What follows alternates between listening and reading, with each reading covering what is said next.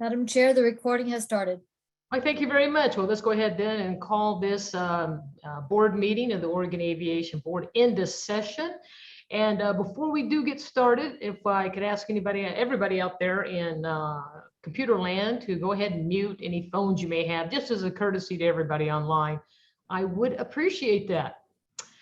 And for those of you who don't know, we had Doug Ferguson out on the eastern part of the state, has been battling with some minor medical issues, but they have been persistent enough to knock him out of being able to attend the last few board meetings. So as such, he went ahead and offered his resignation because he just felt that he couldn't make the board meetings on a regular basis. So if you want to drop a note to Doug, or you see him when he's out there, flying, he's been a great member of this board, and we will definitely miss him.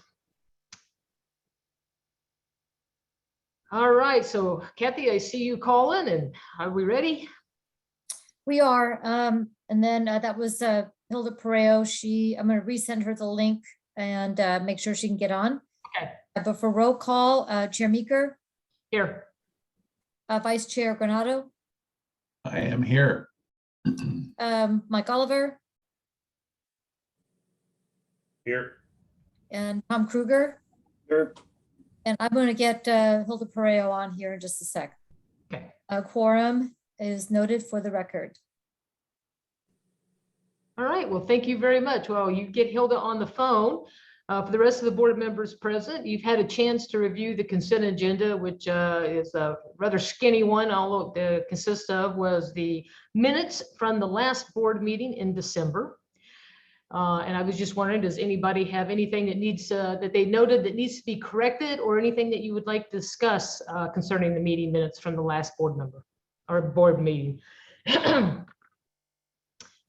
Hearing nothing, can I get a motion to approve the meeting minutes from the December 2nd, 2021 minutes as presented? So moved. All right, we have a motion by Vince. Do I have a second? Second. I have a second by Tom. All those in favor of approving the consent agenda as is, say aye. Aye. Anybody opposed? Okay, hearing none, the consent agenda has been approved unanimously. Thank you very much. And now, Kathy, I'm going to turn it over to you because we get to the favorite part of the board meeting, and that's hearing from the public. So over to you.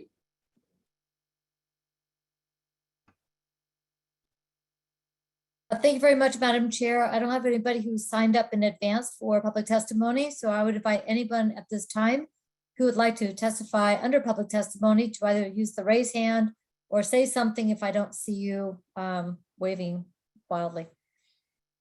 The floor is open for public testimony.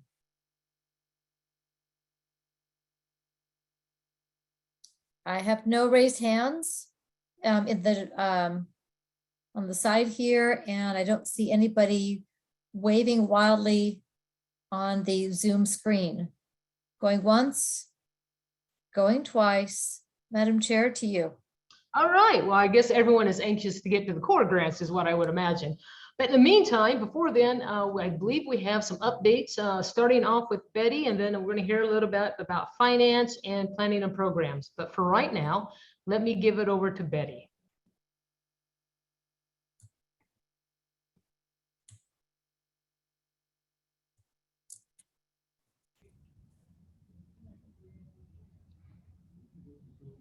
You're on mute, Betty.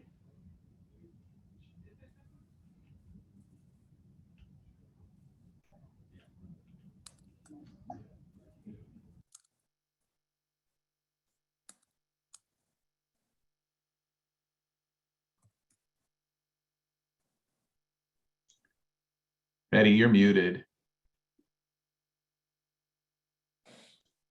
Hey, Betty, we have your screen, but we still have no voice.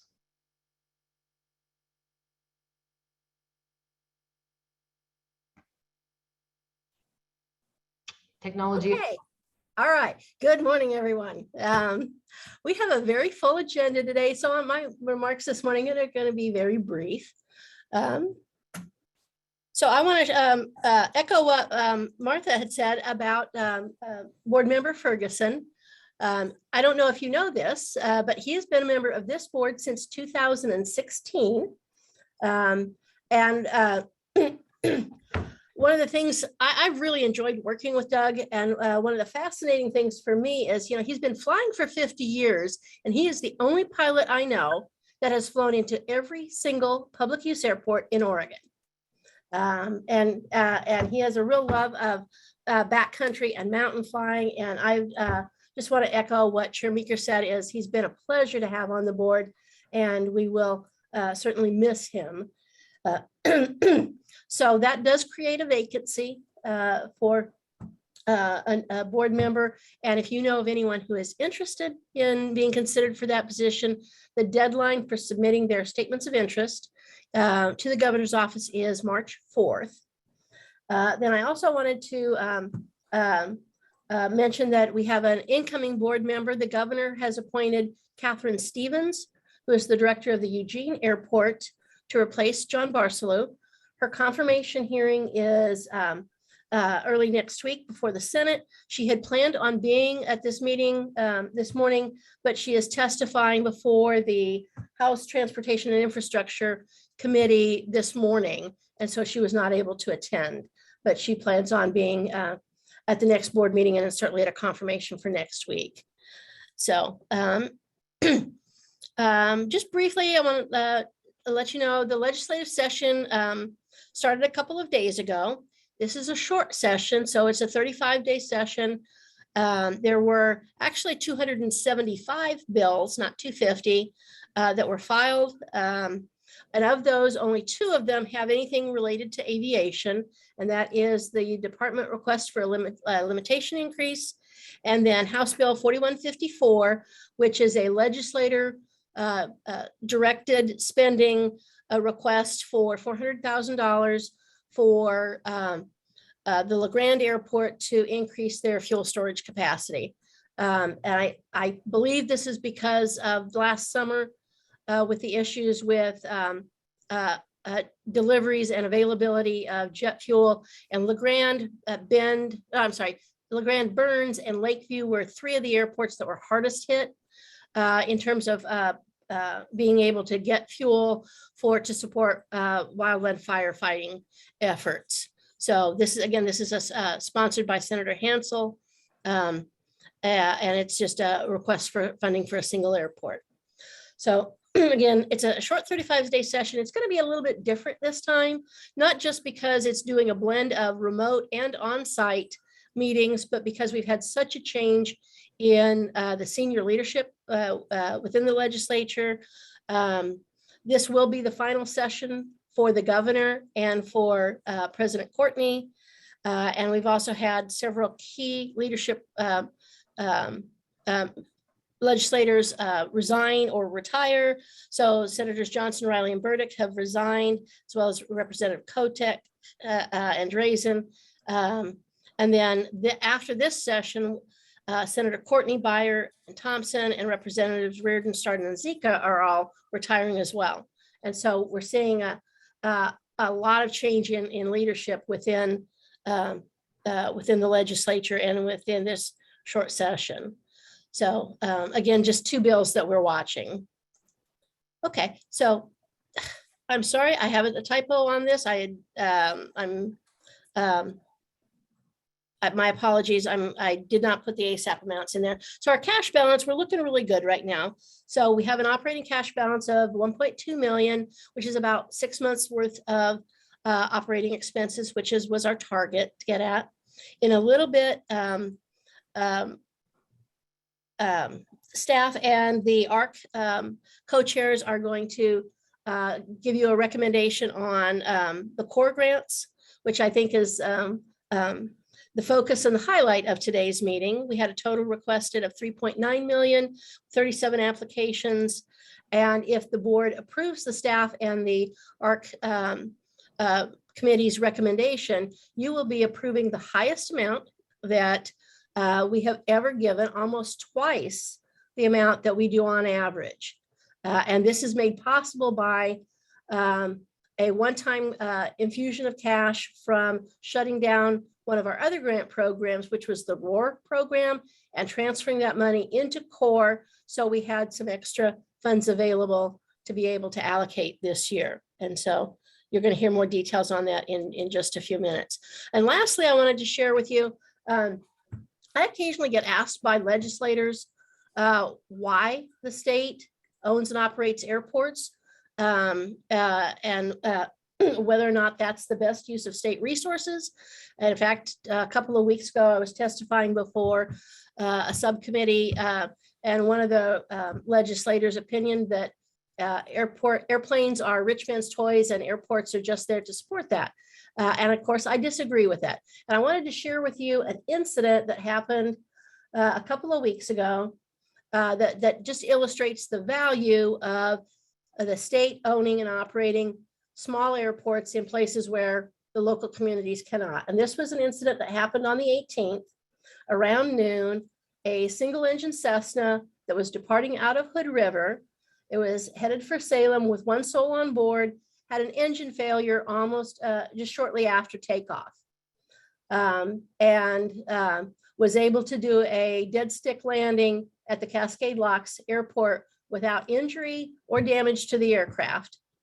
And had that airport not been there, the alternative landing sites were either going to be Interstate 84 or the Columbia River, neither of which are ideal. And the river in January is certainly one of the last places you want to have to put an aircraft down.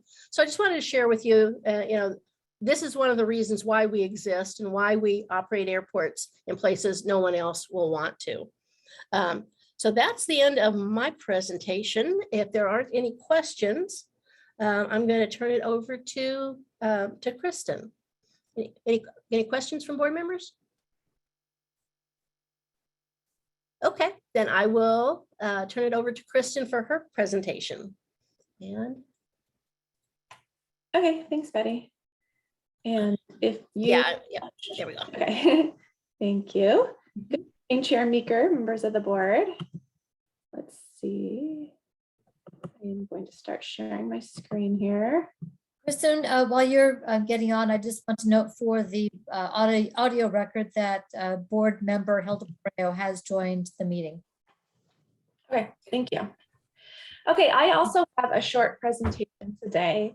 I just wanted to give you a little snapshot of our programs in the current budget, operations, PMP, and aircraft registration. And then I also wanted to give you a brief overview of the 23-25 budget development.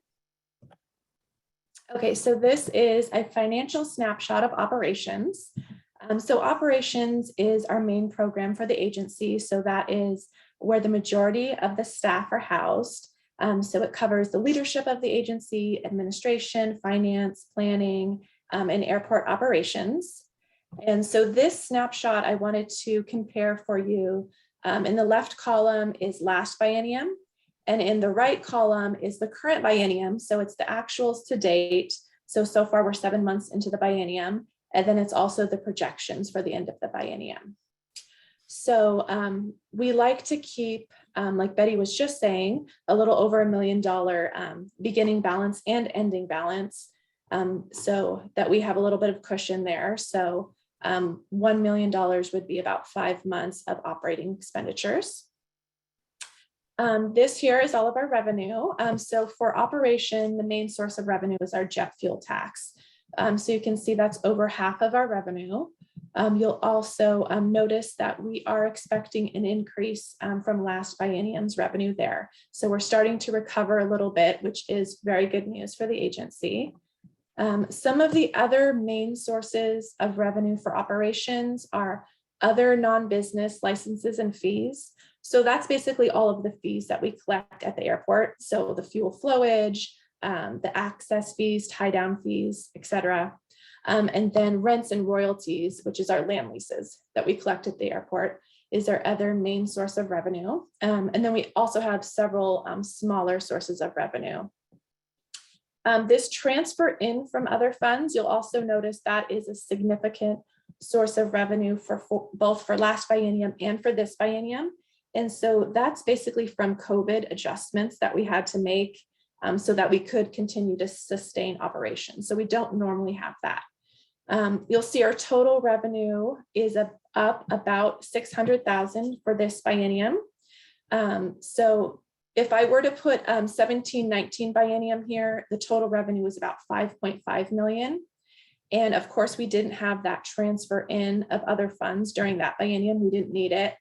So you can see we're not quite to the pre-pandemic revenue yet in operations, but we are getting a little bit better, which is good news. So in operations, our main expenditures are this category called personal services, which is basically our staff. So like I said, that's the majority of our staff. We have 10 staff members out of operations. And then you'll see we have a very healthy projected ending balance right now in operations of 1.7 million. The next program I wanted to show you was our pavement maintenance program. So again, it compares last biennium to this biennium. So you'll notice last biennium, we had a very healthy beginning balance of over 1 million, and that really helped sustain this program through the pandemic. We didn't have to make major cuts last biennium to this program. You'll also notice that the revenue here, it's almost completely fuel tax funded, and the revenue is expected to be up about 400,000 from last biennium to this biennium. So that again is starting to look a little bit better. Then you'll also notice we are expected to have a pretty good healthy ending balance at the end of this biennium in this program as well, almost $1 million. And the next program I wanted to show you is aircraft registration. So this is a very important program for our agency because it funds our grant match. So typically the FAA pays 90% and we pay 10%, and it is out of this revenue that we pay that. So you'll see we collect about 750,000 for every 2 years in aircraft registration. This revenue was not hit by the pandemic too bad. You'll also notice in 1921, this is a very low number for us for grant match. So the reason for that is the FAA offered a lot of 100% funded grants last biennium, and we took advantage of that. So that helped us out to have a very good ending balance for last biennium, which gave us a good beginning balance this biennium. And we'll even expect to have a good ending balance at the end of this biennium. So that will help when we're planning for 23-25. Usually when we're budget planning, we can't do all of the projects that we want to do. And we do have to cut some of those. But for 23-25, I'm optimistic that we will look really good with this really good ending balance and beginning balance for the next biennium. So this next slide is just a little snapshot of the timeline for budget development that's already underway for 23-25. So right now we are coming up with our ideas for our legislative concepts. So you can see our LCs are due in the middle of April. So our legislative concepts are any legislative changes that the agency wants to propose. Then at the end of April, our KPM, which is our key performance measure, changes are due. So those are the measures of how the agency is doing that are presented to legislature. Then April through June, we'll start developing our current service level budget. So that's basically the base budget without anything added to it. Then May through July, we'll start developing our POPs, which are our policy option packages. So that's anything that we're wanting to add to the budget. So any of our legislative concepts that have a fiscal impact on the budget, those will be put in as POPs. We also put in all of our projects as POPs, and any changes or additions to any of our programs we'll also put in as POPs. Then July through August, we'll be finalizing our agency request budget, which is basically made up of the CSL plus our POPs. Then September through November, we'll be developing the governor's budget, and that gets released at the end of this year. Now, next year, the legislative session will start, and that'll run through June. At the end of that, our LAB, our legislatively adopted budget, will be complete. And then we start executing on that budget July of 2023 to June of 2025.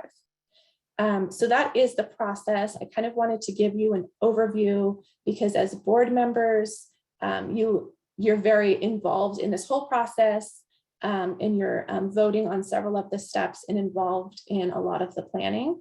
So especially for your new board members, I wanted to kind of give you an overview of what you'll be expecting for the next 2 years on the budget side. And that is all I had. Does anyone have any questions? Let me throw it out to the board. Tom, let's start with you. Any questions?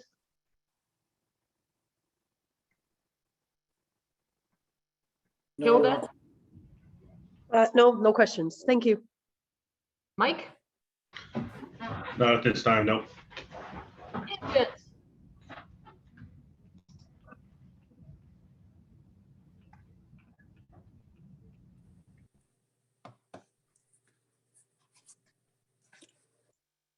Okay, hearing no questions, I had just a couple. At the March Aviation Board meeting, could we bring up the KPMs? I think there's probably just one or two we may want to tweak suggestions for our legislature. For instance, I'm not for sure, if we need to do an executive director feedback every year. We may discuss, doing one as needed. Just things in there that I would like the board to look at the current KPMs we have to see if they still make sense or if we want to adjust them at all. Okay. And then are we going to, Betty, for what are you thinking about any legislative concepts, pops, anything big for this year that we should talk about early in the year so the board is in sync with your legislative thoughts as well? Okay, I was going to bring the legislative concepts to the board at the April agenda, but right now what we have on for concepts is I'd like to look at taking fees that are currently in statute and pulling them out and putting them in administrative rule. We have some fees that have not changed in 20, 30, 50 years because they're in statute and it requires a 3/5 vote. So I'd like to get those out of statute and into administrative rule. That's the first one. We are going to be looking at a legislative concept for an ask for permanent recurring general fund subsidization of the department. Yep. And then for some pops that we will be asking for general obligation bonds backed by general funds for capital projects at Cape Blanco, Prospect, Oak Ridge, and possibly for a seismic retrofit of the office building. So those are the things that I plan to bring to you at the April meeting as concepts. Okay, super. If you can just make sure you give us, a good lead time to look at those documents. And for all the other board members out there, Betty and I had a chance to discuss with the Legislative Fiscal Office about avenues we could pursue for funding. And there was a belief before that, if we tried to go for a bond, that we would have to then pay the revenues on the bond through the ODA's budget. But that was a misunderstanding. And, if the legislators approve us to go for, this is a very general concept, they approve us to go for bonding, then they would add the funds to pay the debt on that bond. They would add funds in for us to do that. So as such, we've got that clarified. And so at that April meeting, we need to make sure that we have good discussions on what we're going forward and make sure that there's time. If the board wants adjustment, then there needs to be time for the ODA to adjust and come back. Okay.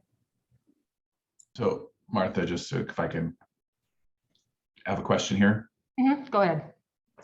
So what all would be included in the bond? I mean, is this are these capital funds, or is this more an operating and ongoing funding of the agency for the bond? They're all capital. I don't think we can do any operating. Okay, I was just wanted to clarify that. But we will make sure, we will go through any requests with a very fine tooth comb at that April meeting. Okay, Because it'll be our first time doing this. right, thank you. All right, Kristen, thank you very much. Okay, thank you. All right, Heather, are you up next? Yes. Super. I am. So let me get my screen ready to share. Let's see.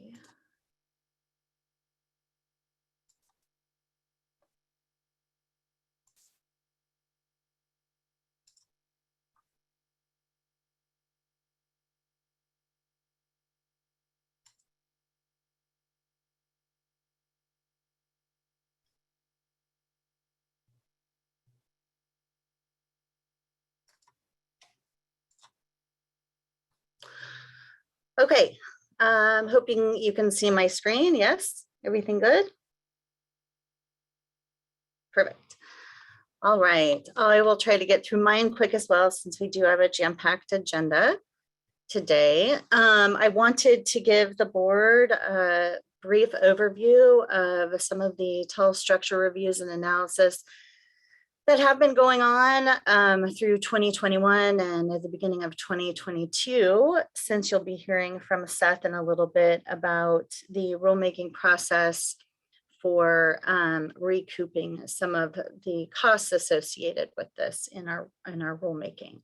So last year, you'll note that mostly Seth reviewed a total of 1,712 tall tower evaluations, worked with 13 cities and 17 counties through his coordination, 6 wind facilities, 8 solar facilities. And already this year has done 53 land use reviews, 46 tall tower evaluations, and worked with 5 cities and 6 counties. It is really big. This program tends to get bigger and more dynamic every year. We've had an influx of new city and county planners. So there's always education that comes in on how to review development near airports and their own code with that. So we get a lot of questions and we provide a lot of assistance with education. Right now we're working with some land use coordination with Wallowa County, relevant to Enterprise and Joseph State Airport, and a few other things throughout, especially some agency coordination with the Department of Energy. I have a brief PMP update that touches a little bit on what Kristen had noted in the finance piece. If you remember, we did go out to bid last year, but we didn't get the bids back in time to do the construction for the 21 cycle. So we will be kicking off construction for 21 early spring, and that's still on track. And then we will be doing the design for Region 3 in late spring and then be bidding that too.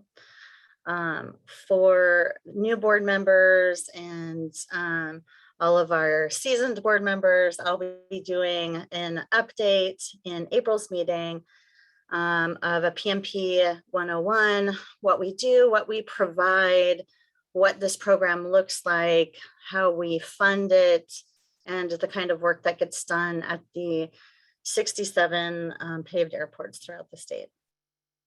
So that it makes more sense, especially it's good to revisit it. We did take a hit in some financing due to the pandemic, but it's getting healthier, and we were able to change the program up a little bit and not have to follow all of the FAA's very strict rules and do a lot of closeout reporting, which is going to benefit the actual work on the ground. And we're really excited about that too.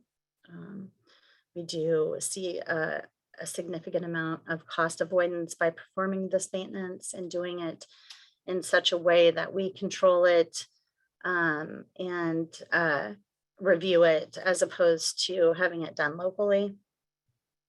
So that's really great. And there's a 10-year study that's on our website that I can also link to all the board members that shows just what it means to an individual airport to do proper pavement maintenance and how much longer their pavement life is extended.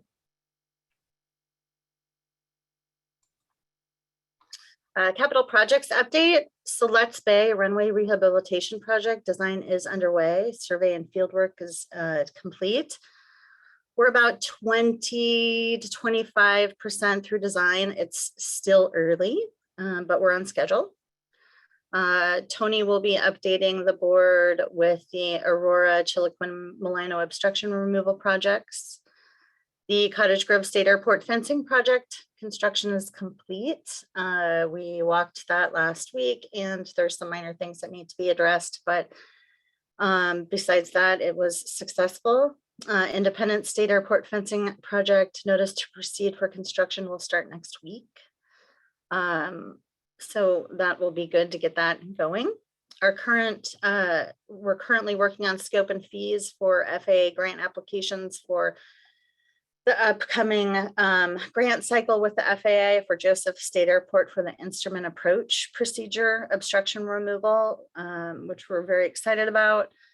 Having that master plan complete and the procedures piece done as a part of that was great. We hear from the FAA that should be published in September. So Sarah will update the board on the final plan at the end of my presentation. Lebanon State Airport will be working on the environmental phase 2 application, which is approximately $270,000, and it will include a full street corn lark survey, which, as you know, are threatened species that are found at airports, some permitting, and preliminary design to 30% for the taxiway construction and drainage project, which is scheduled for 23, but could push to 2024 dependent upon the preliminary design. We have 2 master planning projects. Like I was just mentioning, Joseph State Airport just completed. And Sarah Lucas went to the Wallowa County Board of Commissions and presented the final draft yesterday. And she'll be giving you the same presentation at the end of this one. And then the Aurora State Airport PAC meeting number 2 is scheduled for March 1st. All of the notifications went out 30 plus days ahead of time, and we are excited for that meeting coming up.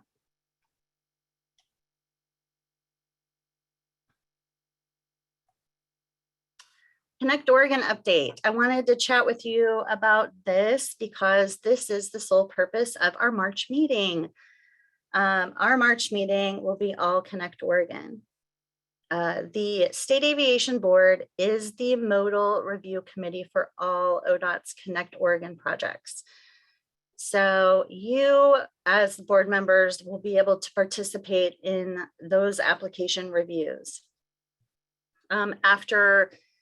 I think as of Monday next week, we'll be populating your workday with the 19 applications for your review, the instructions, and the expectations.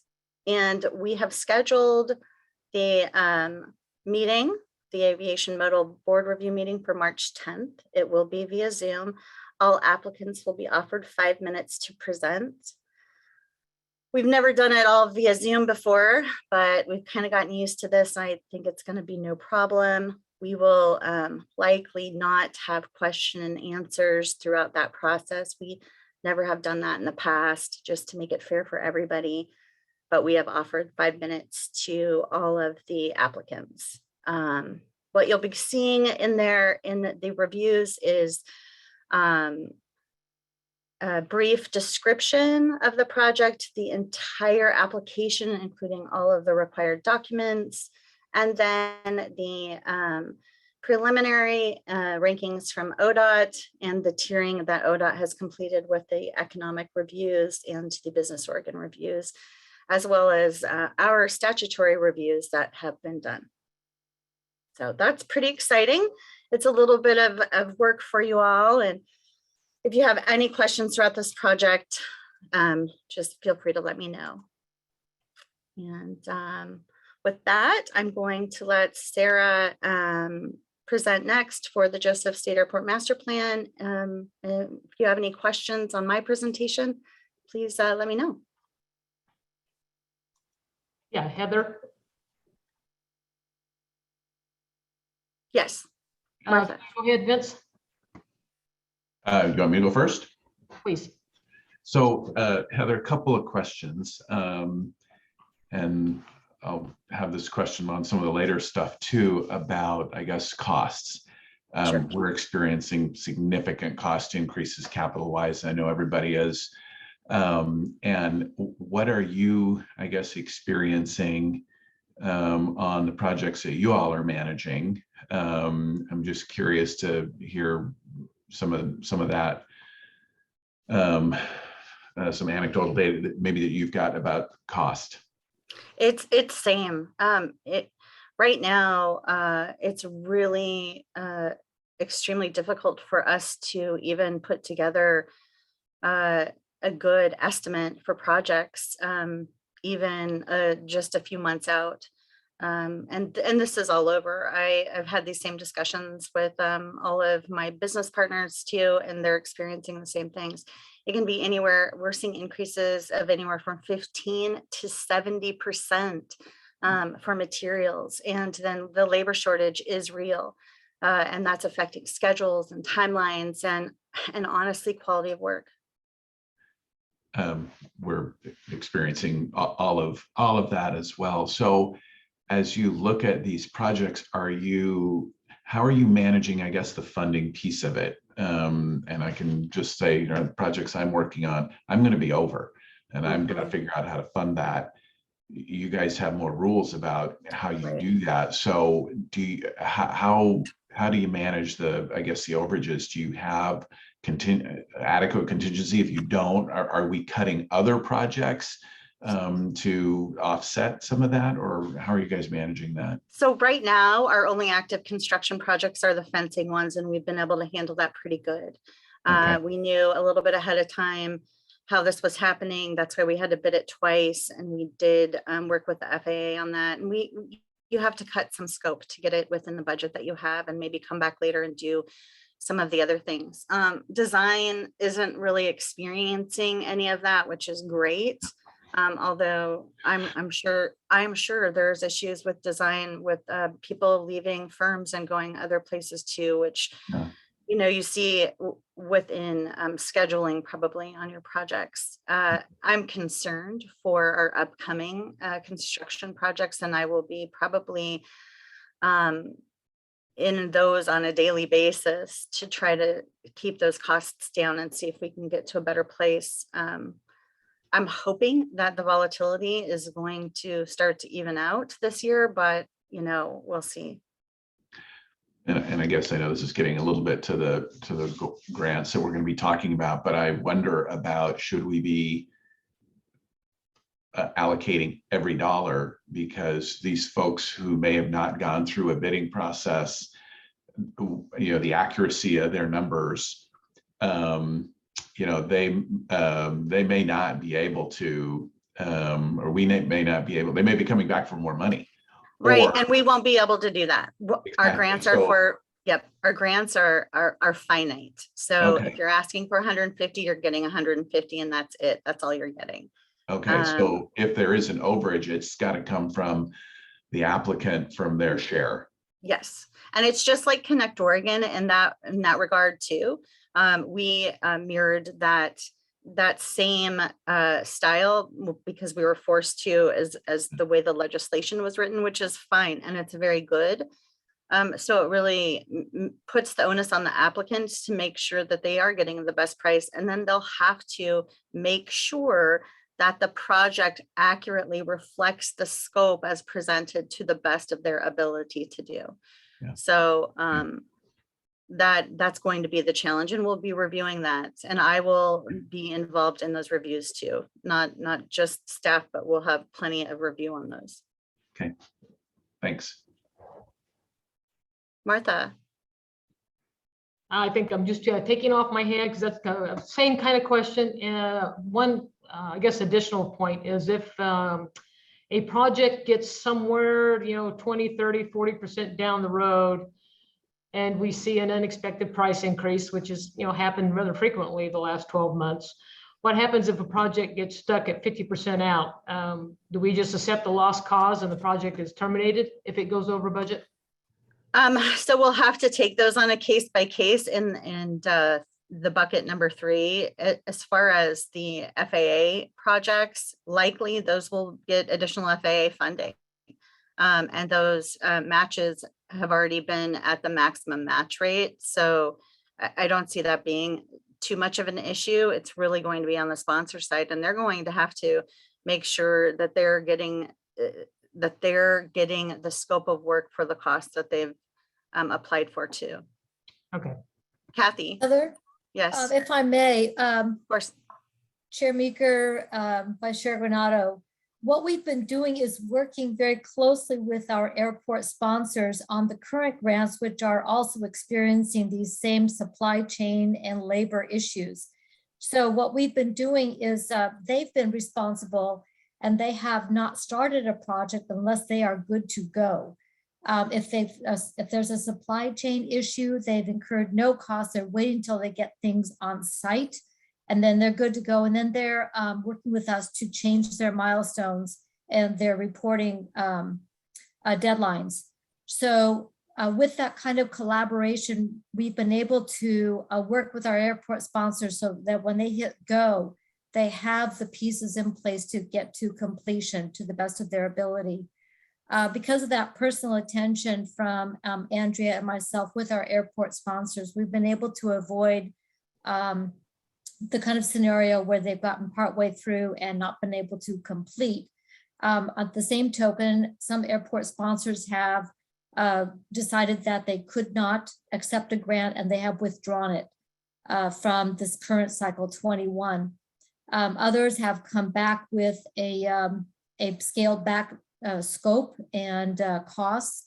But again, once what you have designated for their grant amount is the cap, they can, of course, accept less to get the project done as far as they can. So we're working with them on a case-by-case basis.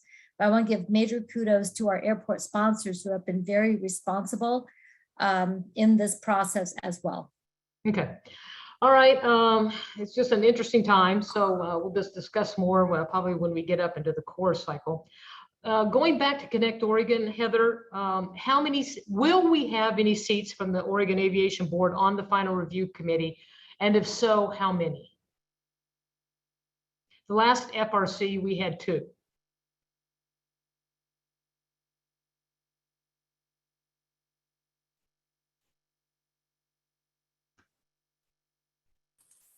I'm sorry, I missed that. I just, I lost connection really quick. Was there a question, Martha? Yeah, on the final review committee, Yes. last session of Connect Oregon, we had 2 seats that the Oregon Aviation Board was able to fill. Yes. Myself and Mark Gardner went. How many seats will we have for the upcoming, if any, do you anticipate? I anticipate us having 2 as well on this committee. I am double checking that with John Bourne, who's running that. It's his first time. I'm kind of walking him through what it's looked like in the past too on our side. So it should look almost identical as far as the final review committee goes. There'll be, you were involved, I think, in the rulemaking. So there was been some updates, and there's going to be a little bit less lobbying. Obviously, they wanted to kind of get rid of that at the end, which is great. And more mirror our program, which is less lobbying, which is funny because we mirrored theirs and then became more objective and less subjective. So I think they're getting back to the more objective realm too. But to answer your question, it's looking like 2, but I will be updating you all in March. Okay, so what that means then is for the other board members out there, we have the option to bring one of you all. I will fill 1 seat.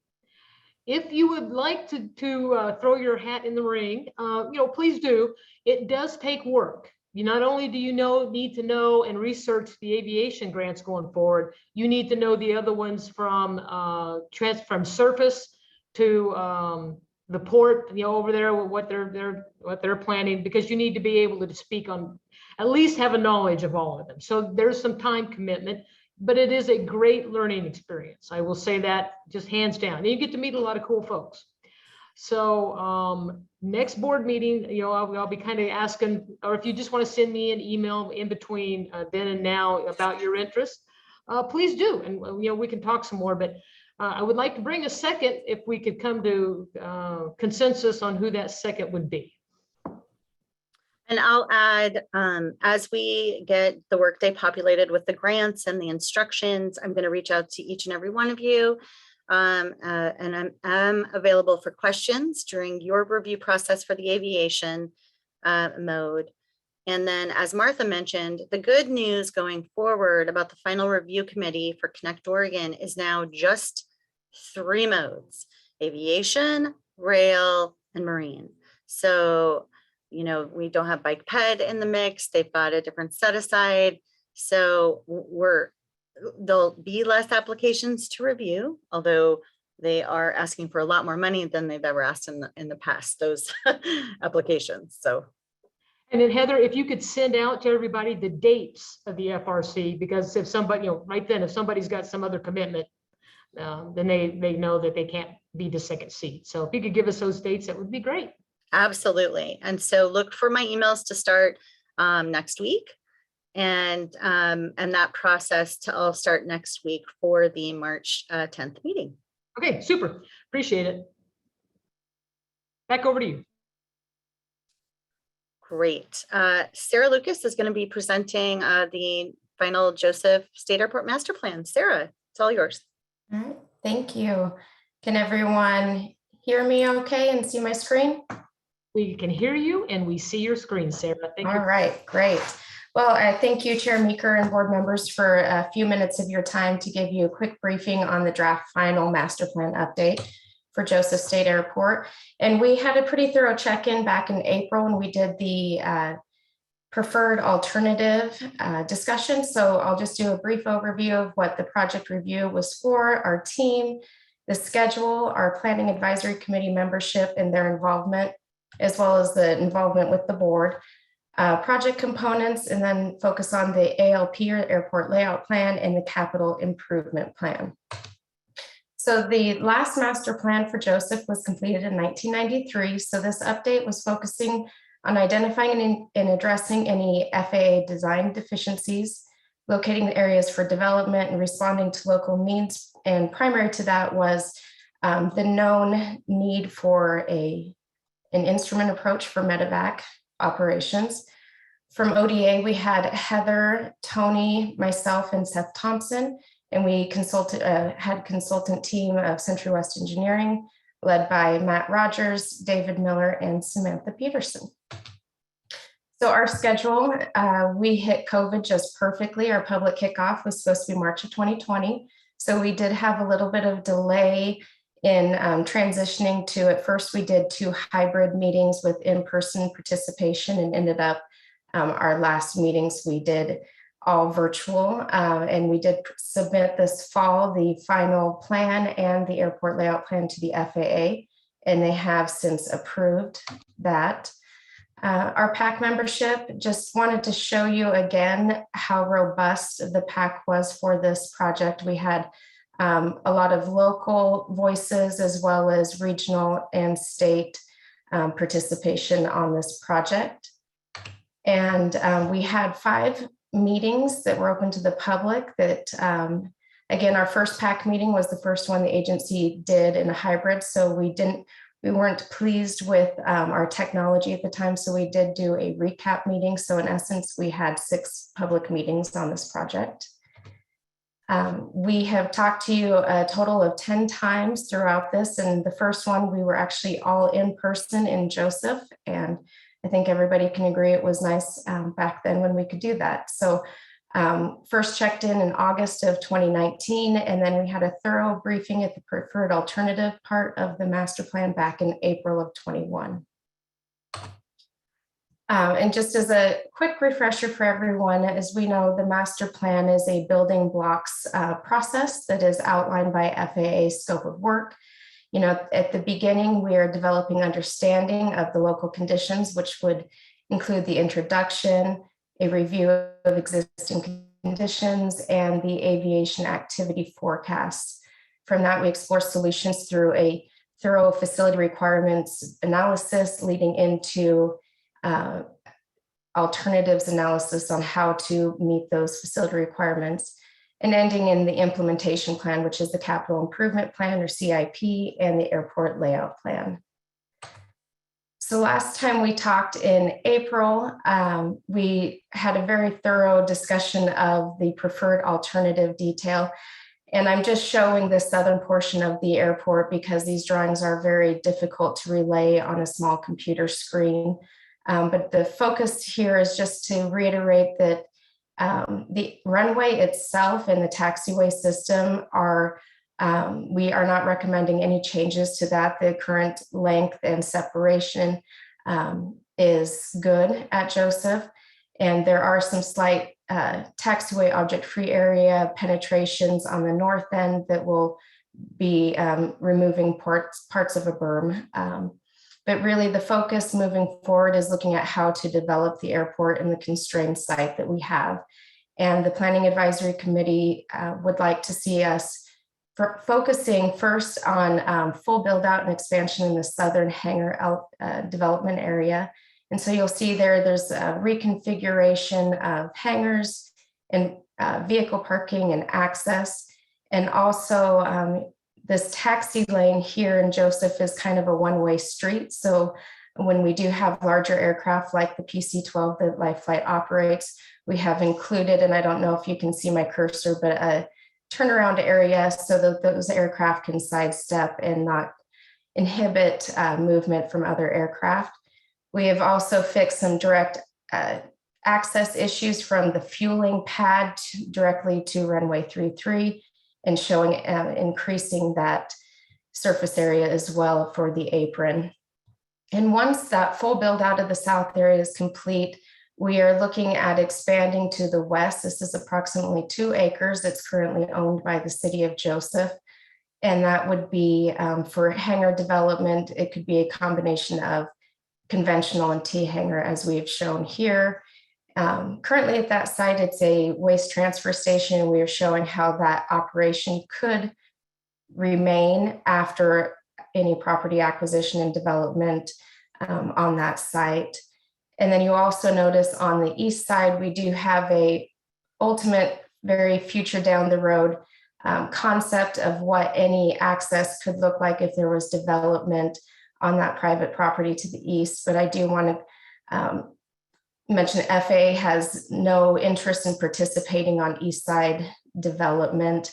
They would agree that the existing southern portion in the west is where our priority lies.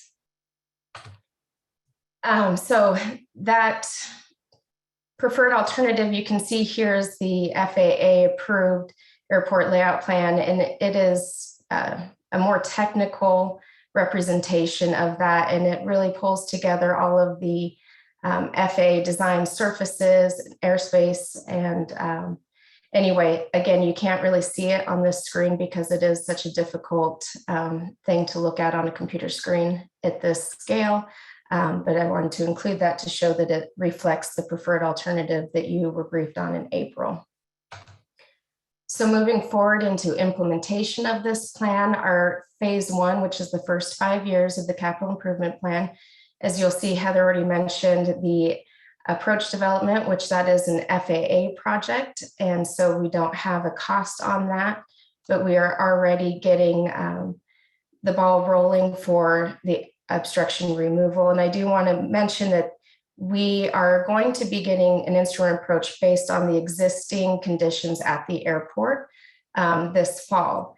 And so any mitigation that we provide through obstruction removal in the future project will only help to lower those minimums that we are getting now. So the interim approach is going to be implemented prior to the obstruction removal project. And then moving forward in this first 5-year CIP, of course, we always want to keep our pavements in good condition. So there's some runway and taxiway work. And then in 2025, looking to start work on the southern apron area, site prep and snow removal equipment building, and a temporary pilot building to replace the existing one. So before I move on to the next 2 phases of the CIP, are there any questions here? Okay. So phase 2 is just continuing to redevelop the southern area and working on keeping pavements good with some rehabilitation and marking with edge reflectors. That taxiway object-free area grading and some fence reinforcement, the fuel apron reconfiguration and expansion that we talked about, and some lighting repairs and upgrades.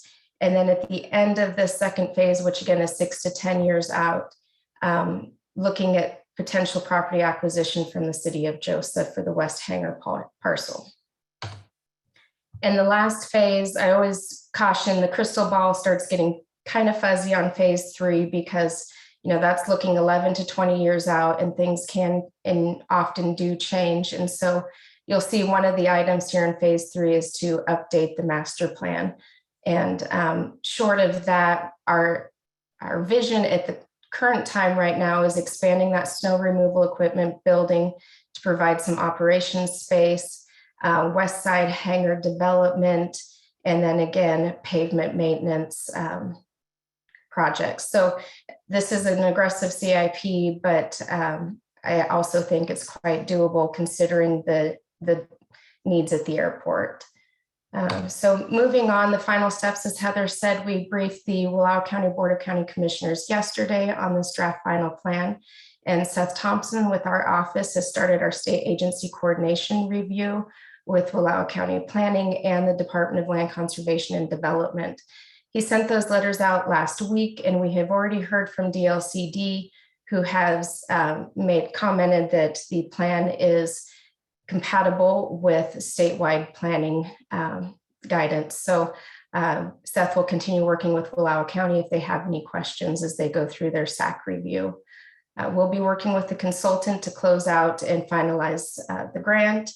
And then in our April board meeting, staff will be coming back to you seeking adoption for the final master plan update, knowing that the SAC review will be complete at that time.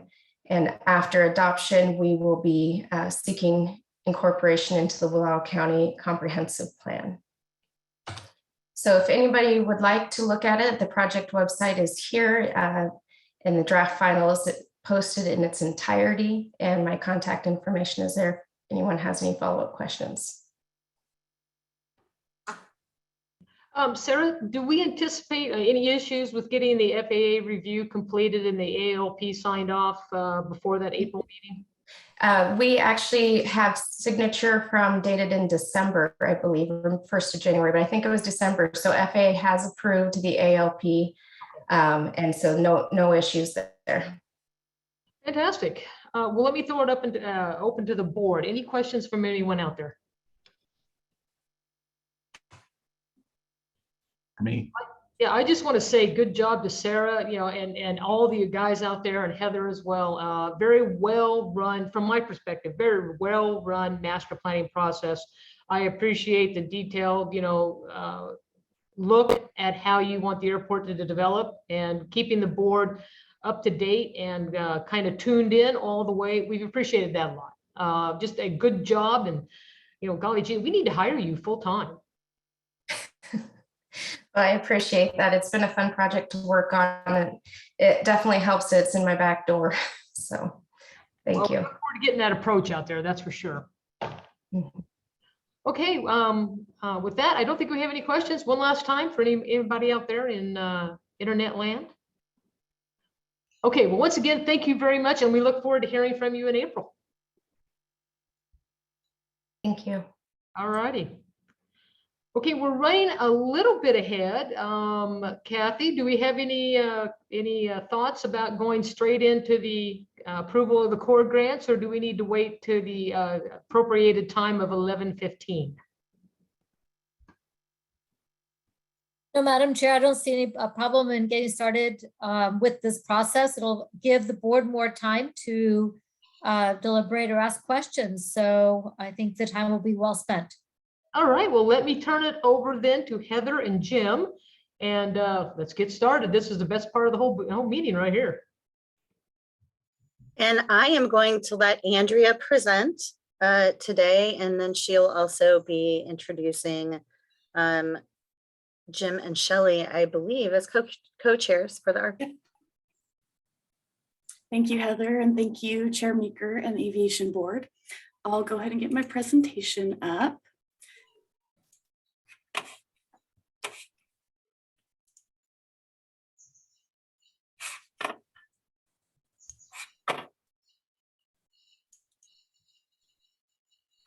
All right, and then before we get into the slides, I would like to go ahead and read the staff memo to the Aviation Board.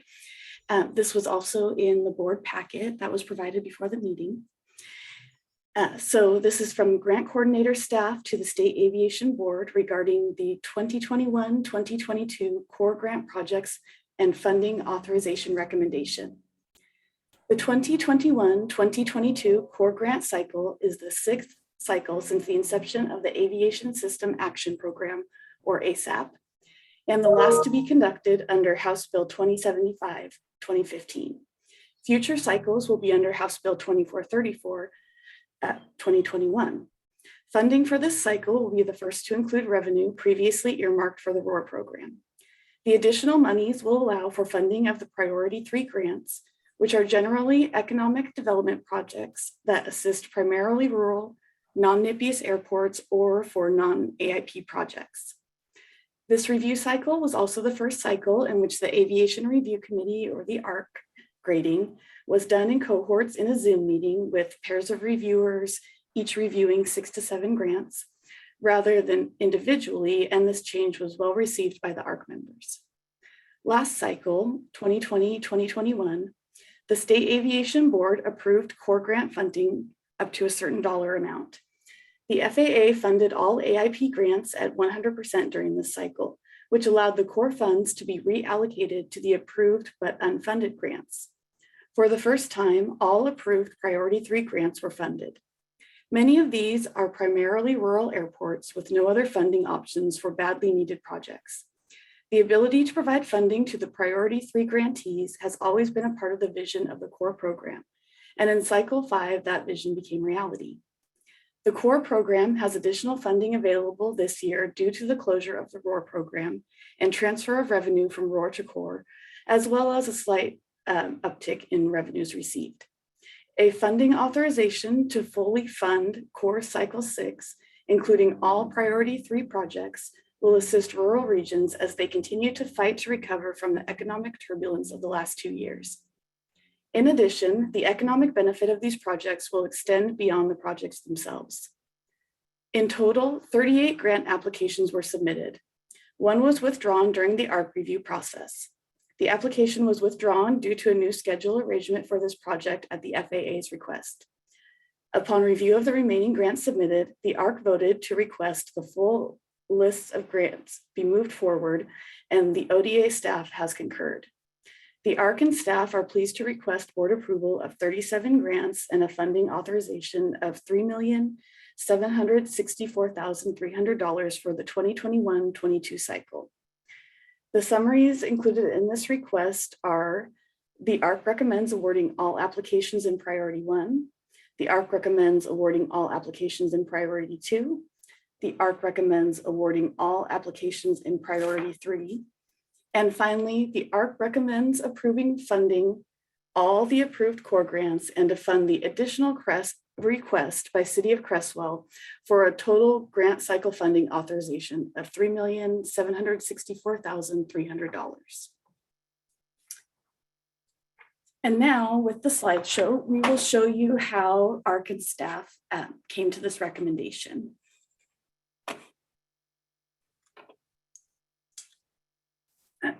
So as stated in the staff report, this is the 6th core cycle and the last to be held under House Bill 2075. Funding for this cycle includes revenue transferred from the closing of the ROAR program. And then a big change for this cycle was that we did the cohort reviews for the ACT grading. With this in mind, I'm going to go ahead and turn it over to our ARC committee co-chairs, Jim Knight and Shelley Humble, and they will go ahead and go through the ARC review process and how they came to their request. Good morning, Chair Meeker and board members. Thank you for this opportunity for us to speak with you this morning. At long last, we've been able to fund all of the grant requests that have been submitted after 6 funding cycles. I can't be more proud, as I'm sure you share in that pride, of working tirelessly in order to help us get to this point where we can help primarily the priority 3 applicants. So you can see in priority 1, there were 19 applications for nearly 1.6 million. In priority 2, there was 3 for 421,000. Priority 3 was 16 for nearly $7 million. And then there was the additional $73,300 requested, as Andrea said, for a priority 1 project. So 37 grants, $33.764 million. We couldn't be happier at the ARC level of being able to review these applications and then see that through the process that's been going on for 6 cycles, able to fund all of the requests. So thank you very much to the board, and in particular, thank you to the staff for putting together really a very good, robust program. As I said before our meeting started, this certainly happened during the most difficult of times that we've seen in our state. And I couldn't express my appreciation any more than the hard work that the staff has done. And the ARC members themselves. Working through cohorts was a wonderful experience for us. I think that it improved our objectivity. It helped us to be more thorough on each application. It allowed us to work closer with the staff in assistance for questions that come up. Now I'm going to stray just a little bit, but as an example of one of those questions, it had to do with grants that were requesting engineering or in design features. And what was, in the past, we looked at those type of grant applications as really short-term projects. The term of the life of engineering or design was really the time that it took to do the design. But we should be very proud of the staff for digging into that a little bit deeper and working with FAA to determining that these are really 20 and sometimes in excess of 20-year grants. So from FAA's perspective, the life cycle of an engineering or design really should match what the FAA was intending or would ultimately fund for a runway project, for example. All right, what's the next slide there, Andrew? So this will start getting into the priority 1. Would you like me to pull up the list of grants That'd be so you great. can take a look at them? Sure. So I'll go ahead and pull up our spreadsheet that's got the whole list of projects. So the greens are the priority 1s, and that's the ones we're looking at here. You will see here, we'll just note, this is the Cresswell one. Their original request We're not was, looking at them yet. I'm sorry, what's that? It's not on our screens. We You're can not see them. seeing, That's on mine. Ah, oh, Yeah, we can see them. huh. I see it, Andrea. you do, okay. Cresswell originally had requested a higher amount and that ended up being lowered. And so here you'll see where the ARC recommends funding the 150,000. And then if all other are approved for funding, then funding the additional request for Cresswell. Jim, are you able to see the No, spreadsheet yet? I'm not certain why. Oh. It's all right. Because we have it as well. Interesting.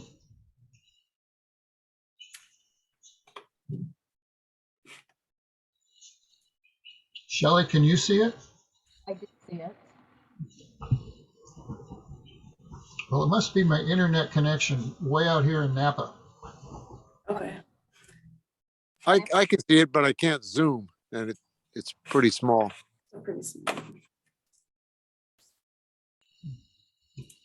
This was also sent out via a PDF Mm. to want to see it and expand it as well.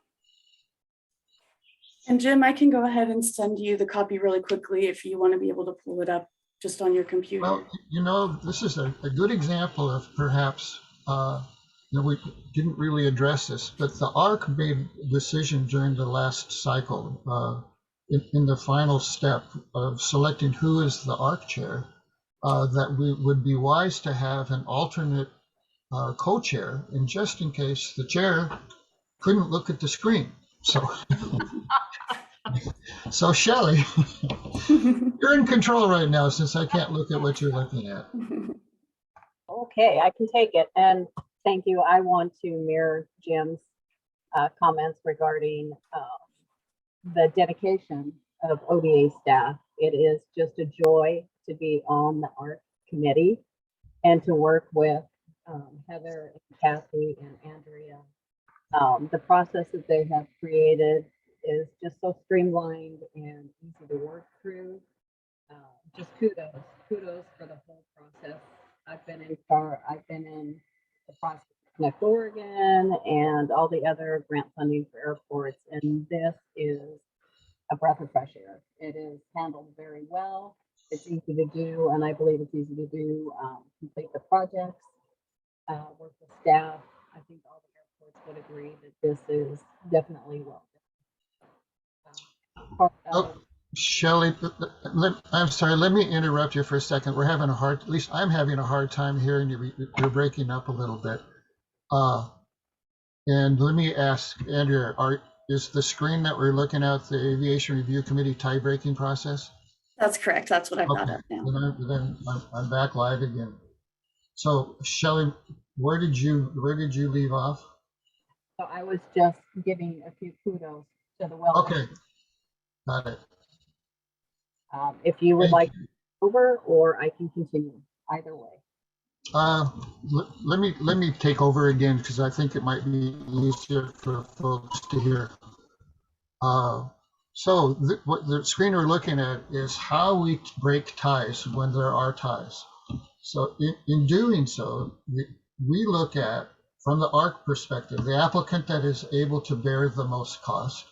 We look at the projects related to safety or infrastructure. We look at the quantity of projects that were applied for at any specific airport within the same grants cycle. And then most importantly, we're looking at the regional significance of those. So as we look at scores of where the applicants have tied, the ARC reverts to these 4 items to make a determination of which one do we think should take the priority. Which is important in the event of funding changes that happen over the course of the cycle. So, do you have any questions about the tie-breaking process? Okay, let's move on to the next one then. So, here are the 3 grants that were tied into phase 1. Newport Storm Pipe Rehabilitation phase 2 is design and construction. Roseburg Taxiway Extension Design, and the Josephine County, Illinois Valley Hangar Taxi Lane Development, it's phase 1. So we looked at those, and I think this was the first time that we had three grants that tied. We've seen 2 frequently, but not 3. And all of them seem very important to the ARC members. So what you see below is how we made the determination to break the three-way tie. What makes it nice about this process is that at the end of the day, with the amount of money that we have for funding, whether you came out in top on the 3-way tie or came out in the bottom of the 3-way tie, there's going to be enough funding for all of us. But that's how we came about the process of breaking the tie. Any questions? All right, so the ARC recommends approval of all applications submitted in accordance with statute, priority 1, as listed in the attachment. So Creswell Hobby Field applied for funds above the $150,000 cap submitted in accordance with statute, priority 1s, which are approved at the discretion of the State Aviation Board. The ARC recommended the funding of the grant at the $150,000 level, along with the other priority grants, with the additional funds being recommended for approval upon funding of the remaining core grants. Chair Maker, was this the application that you mentioned that you wanted to have discussion about? No, I got a different one, but this does kind of pique a question for me. I thought, did not Eugene also have, they had a large request up, I thought over 350, something like that? Do I have that incorrect? Kathy? Yeah, Andrea, can you pop the spreadsheet back up again? Yep, I've got it right 'Cause here. Eugene, It's for the redundant communication, for the redundant broadband. The 350,000 is actually their match. They only requested the 150. right. Got it. Yeah, this was the only grant that requested above the $150,000 cap. And the city of Creswell provided documentation for their match and the amount that they were requesting. It was scaled back when they got some additional funding. So they were trying to be as responsive as they could be with their current information for making the, getting all of their funds for their match. That's why the number was changed during the process and amended. And I believe that documentation was provided to the board in the packet. Okay. Okay, next slide, please. So the tie breaking in priority 2, there were no ties, so we don't really need to discuss that very often. And skipping forward to, so the review committee recommends approval of all applications in priority 2. Although the cat's out of the bag, since that was already brought to our attention at the very beginning of the meeting. So, but we officially are repeating from the ARC, let's fund these also. And now the next one.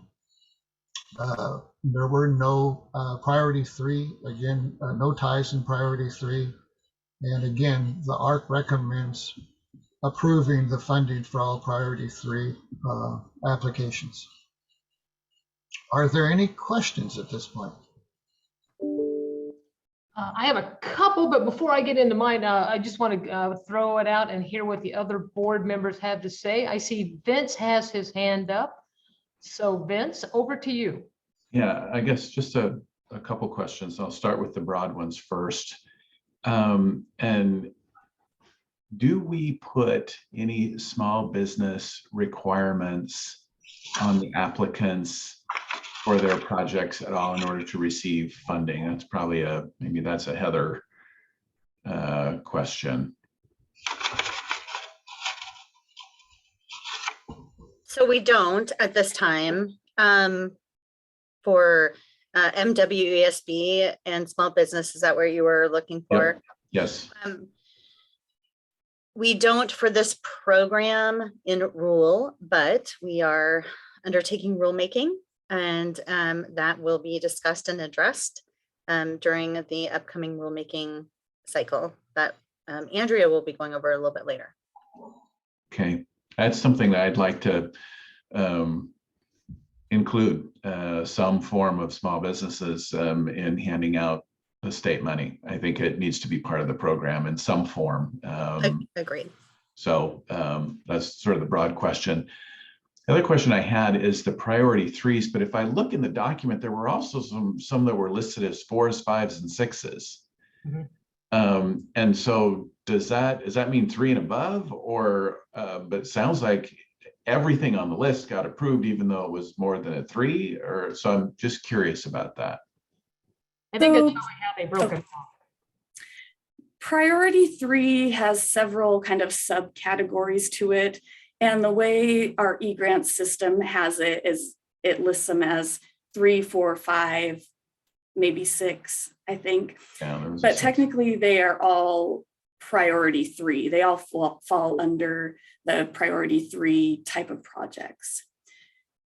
And I can actually pull, if you'd like, I can pull up in the Oregon Administrative Rule how it No, shows. it's fine. I wasn't sure because we were saying, hey, the priority 3s are getting, Sure. but on the spreadsheet, it says there's 4s, 5s, and 6s. So I didn't know if those weren't getting funded. Because Sure. I did have some debate over something that was a 4 versus a 3, but if they're all getting funded, then I'll stand down. So They are, and in the past, we may have just changed those all to 3 before providing you guys with the spreadsheet Okay. to avoid confusion, so. okay, We did in the past, Andrea, and I believe that the way that it reads has to do with the state aviation plan, and the category of airport is listed in the state aviation plan, as opposed to the buckets, the priority buckets, if you will. Priority 1 being FAA airports, priority 2 being resiliency, and priority 3 being everything, including Everything economic else. development. yeah. Okay, I'm good. Thank you. Any other questions? Yeah, Jim, I had a little bit, if you could just go into a little bit more. Crook County has put a proposal forward, I think it's a group 5, for not only, they want to develop a commercial plot of land, and then they want money for trucks, snowplows, and mowing equipment. So I think Andrew's going to pull that grant request up. And the concern being, not well concerned, it's just a note that they've asked for 90% funding of both of those, at least the commercial development from ODA. I was just interested in knowing a little bit more about the project if you happen to have that information handy. I'll go ahead and get the applications pulled up here.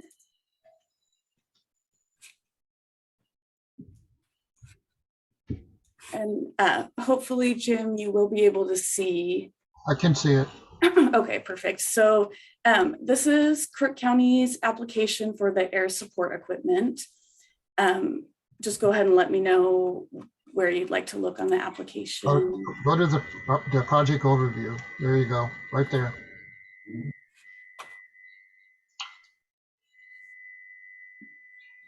So this page is a really important page to the ARC because we're looking at the summary. And this one is to procure critical essential airport equipment required to safely maintain runways. That type of language always grabs an ARC member attention, is when you talk about critical or essential airport equipment. Then it certainly is intriguing and you want to dive in deeper. The project would procure specific equipment and attachments capable of clearing of accumulated snow and ice from critical airport areas.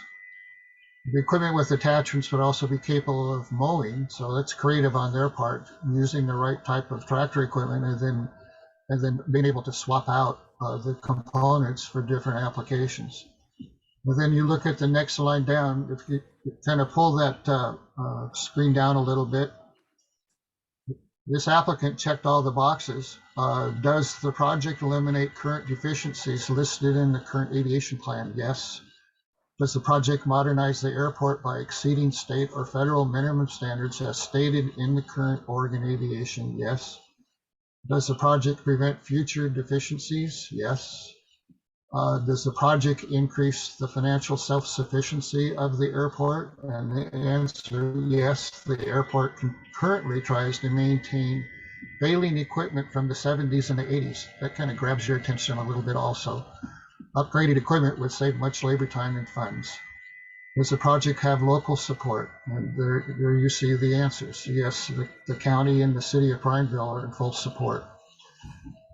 The ARC members, when we're reviewing these, we don't disagree with the answers of the applicants. We're not going to change those answers for them. Even if I think that when and this comes up fairly frequently where an applicant not fully understanding the implications of their answer or the question itself. And if they answer no, as an ARC member, we're really not in a position to say, well, that's not correct, so I'm going to change your answer to yes. We don't do that. We must maintain that objectivity. In our review, we will provide comments on things that we disagree with, but we don't change their answer. So we will note why, if something could have taken place, better communication between the applicant and the staff, or better understanding of the question if they had questions about what it is they're answering, could have prevented some of those things. So I hope that that helps you. Let's keep on scrolling down so we get to the bottom line on the money here. Just take a look at the budget. Okay, so it's not an FAA funding project. And so what is important is that total project amount of 105,000. And then it shows what it is that the applicant's able to contribute to that. And then ultimately where they come up short and the amount of money that's being requested to meet the difference. Are there any questions along this section of the application? No, for me, I just don't know in general, and Heather, you can help me out here. Buying equipment like tractors, I mean, this isn't, putting out asphalt or anything. This is kind of a one-off. Have we funded tractors and the like before? And what percentage? And I imagine they have snow plowing ability now. Do we have? Is it just a new one to replace an old one? Yes, I believe it is, because I do know that they have plowing ability there. We haven't funded any in the past. We haven't had the ability to do that or the funds to fund it. It is part of the program, and we can. The FAA generally never has funds to fund rolling stock or equipment, and they can as well, but it is very last on their list too. Okay. Chair Meeker, I would add, this is akin to many other Category 3 projects, and I'm just lumping in now.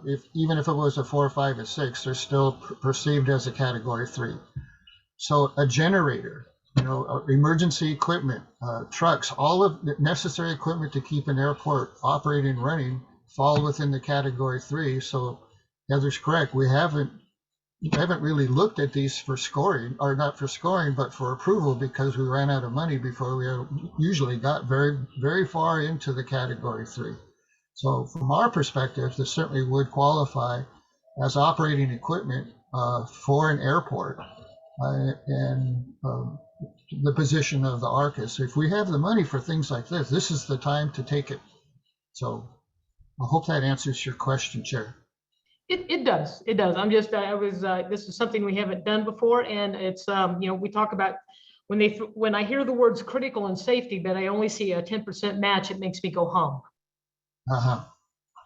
So that's one grant I just wanted when we talk about, and then I also want the other Crook County about, once again, funding 90% of a development on commercial land. If we could pull that up, I believe it's in Group 5.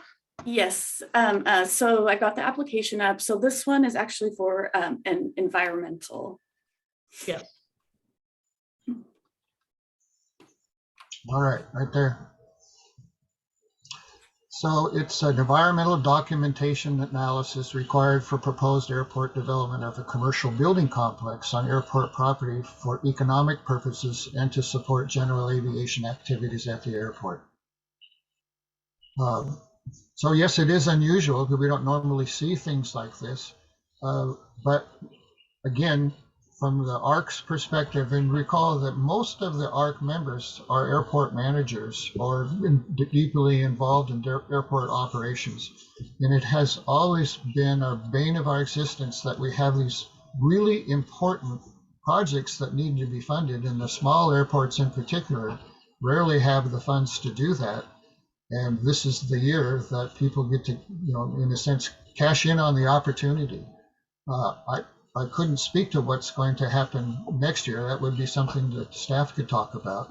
but we certainly have encouraged our applicants over 6 cycles, please don't stop sending in your applications, because we need to demonstrate to the public and to ODA the critical needs of our smaller rural airports. And God bless them all for hanging in there for 6 cycles and trying to do their best to hold things together until funds could be found. So there's a lot of happy people in that category 3 right now.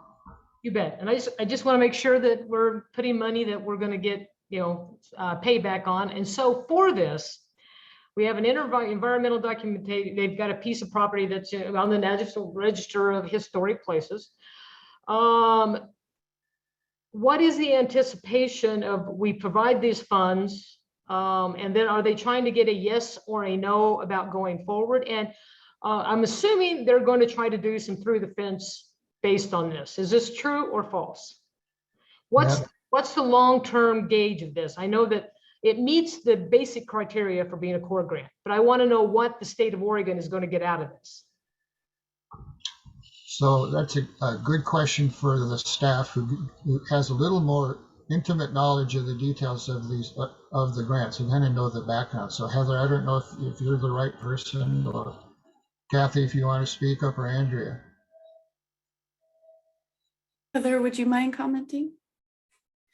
Sure, yeah. So this project would be an economic development project at an airport that otherwise would not meet any of the funding abilities for FAA. The local sponsor would only have the ability to either ask for us or through Connect Oregon to do so. From this application, it appears that they will be using this for all aviation purposes and look to have an aviation related facility on their airport, yes, paying them rent in that area, which would help make their airport economically more viable and self-supporting. I understand that, but where do we stand? Do we, the environmental assessment, is it? It's whether it's going to come back favorable, or I basically what I'm getting down to is do we have a risk here of throwing our money away on a piece of property that is no way in heck going to be allowed to be developed? I don't know the answer to that question. That would be getting into this project in more information that I, or even probably the engineer would have. I don't know. Do we have Cook County online? I'm not sure. Is anyone from Cook County or their engineer or consultants available? Okay, if not, I would just like a little bit more on this. This worries me. I understand that we have the money to give. I just want to make sure that the citizens of Oregon and everybody else who paid that fuel tax get good worth out of that money. Absolutely. And they may not even have the answer to your question, because not all studies, come back favorable, or there's always going to be something to do, if you will, like environmental. There will be deliverables as a part of this. It's not going to likely be you cannot develop any of this area. However, I'll have a discussion with the Prineville Airport and their consultant and make sure that we go over this in detail as we're writing up the agreement, and get a few more deliverables before we even sign the agreement, and send that, maybe bring that to the board in the April board meeting. Okay, and we can go ahead and approve with some caveats concerning that. We just come back for some more information. You bet. Hey, Heather. Yes. Yeah, this is Kelly with the Prineville Airport. I'm Hey, sorry, Kelly. I'm on my cell phone. I was trying to figure out how to chime in. So real quick.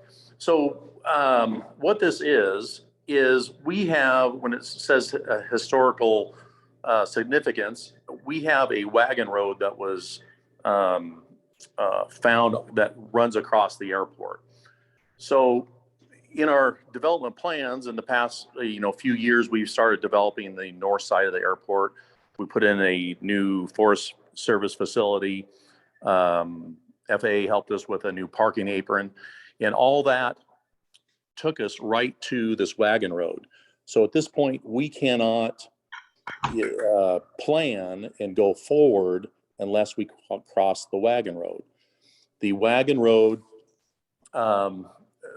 so how do we, so the assessment would be trying to, or coming up with a solution to crossing the wagon road.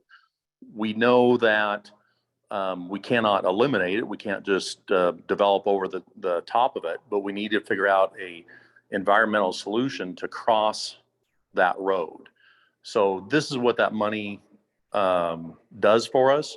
It creates a solution with SHPO to basically make a road crossing or multiple road crossings, finding the middle ground where we can go forward.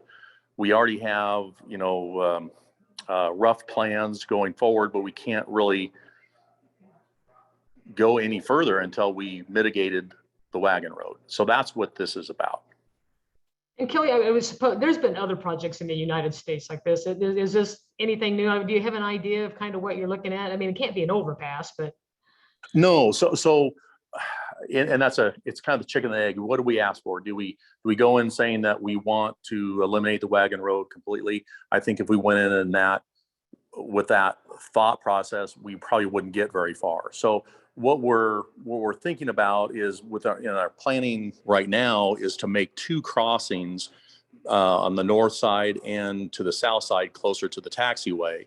And so we can access across the wagon road, leave that open, you know, most of the wagon road untouched, and more than likely some type of plaque showing the historical significance of it.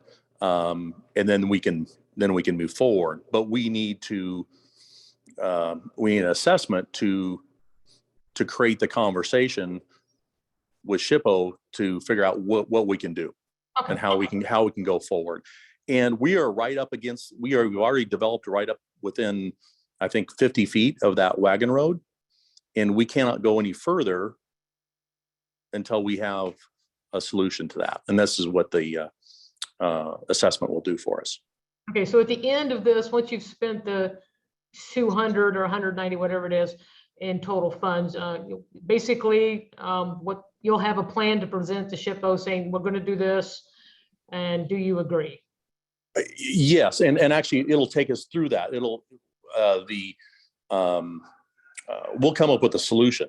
You know, basically what we need to do is we need the assessment to figure out exactly what's there, create the conversations, and come up with a solution to how we're going to cross. That's what this does for us. Okay. And SHPO will be part of that discussion, That's Martha. correct. So they will have an outcome and a deliverable working with SHPO as part of this process. But I don't know what that outcome will be. Okay. All right, that's good for me then. Any other questions from a board member concerning this particular grant? Thank you very much, Kelly. You bet. Chair Meeker, if I might, you had one question about the 90%, hang on, doggone it, let the dog in. That is very typical for the priority 3 grants. In the priority 1s, you generally have the FAA AIP dollars as part of the match, but typically in priority 3s, the percentage match required is based on the category of airport. So typically what you're going to see is a minimum match requirement based on the statutory requirements of the core program. And because generally the priority 3s don't have other sources of income or funding other than the local match and the core program, you're going to see a 90-10 split. Such as this. Okay, all right. Thank you very much, Kathy. And then I had one last question concerning a grant request for Sisters Eagle Airport to repair every piece of asphalt, I believe is what the grant asked for. Can we confirm that every piece of asphalt means everything an airport plane touches? Because I'm really not interested in redoing their sidewalks.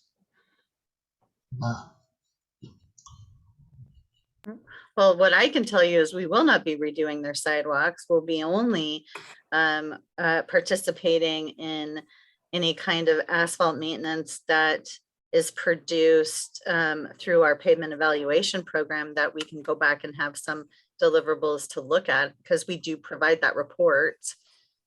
All right, long as it's only talking about, what an airplane is going to touch, I'm okay with that. Andrea, are you pulling up that grant? Yes, I'm getting the application. Here we go. So stand by one. There we go. All right, so here we go. Here's their summary.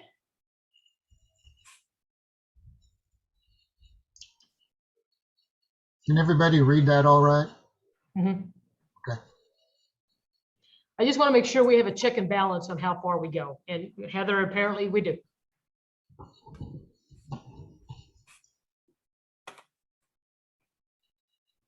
So that was my concern on that one. Okay. Did you want to discuss it anymore, Chair? Now, I just want to make sure we had a check and balance on it. Okay, great. It will be consistent with the PEP report that was done. Okay. Okay. All right, and that works for me.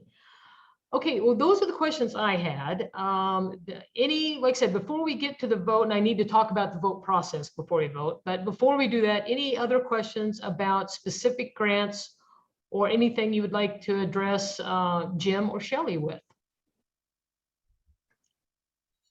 Tom, anything?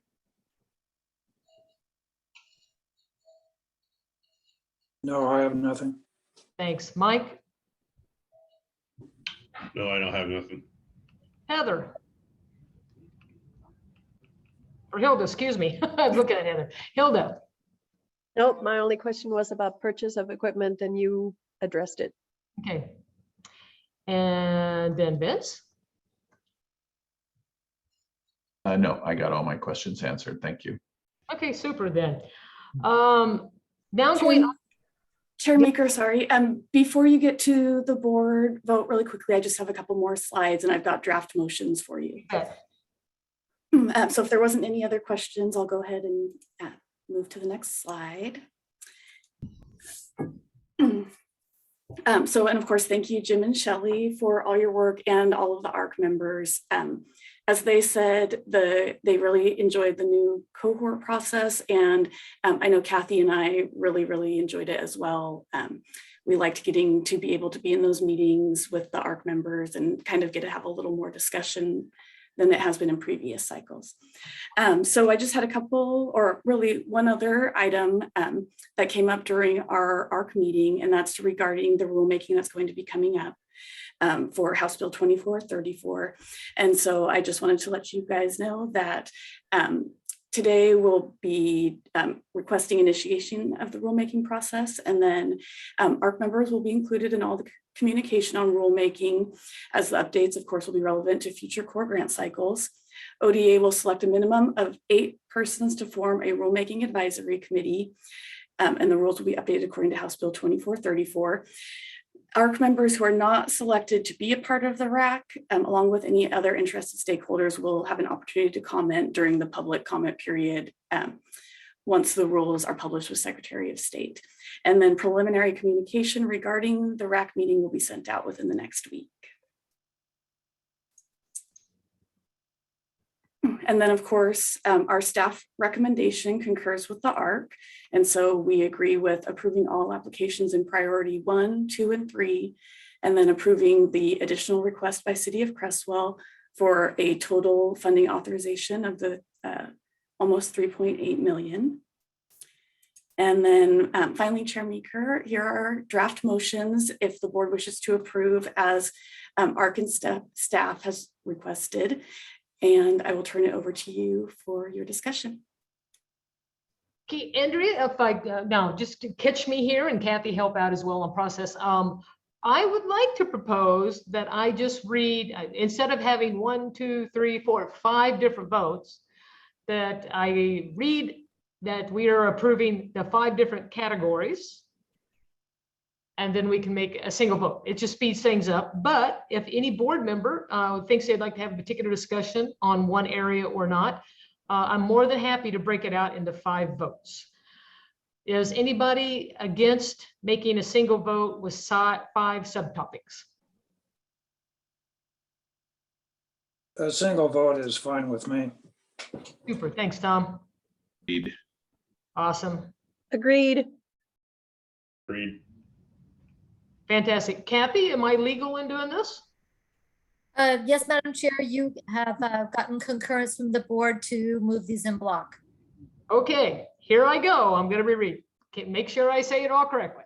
All right, I would like to have a motion to approve the following articles. Applications submitted in accordance with OAR 738-124-0035 subsections 8A and A, i.e. priority 1 as recommended and ranked by the Aviation Review Committee for priority 1.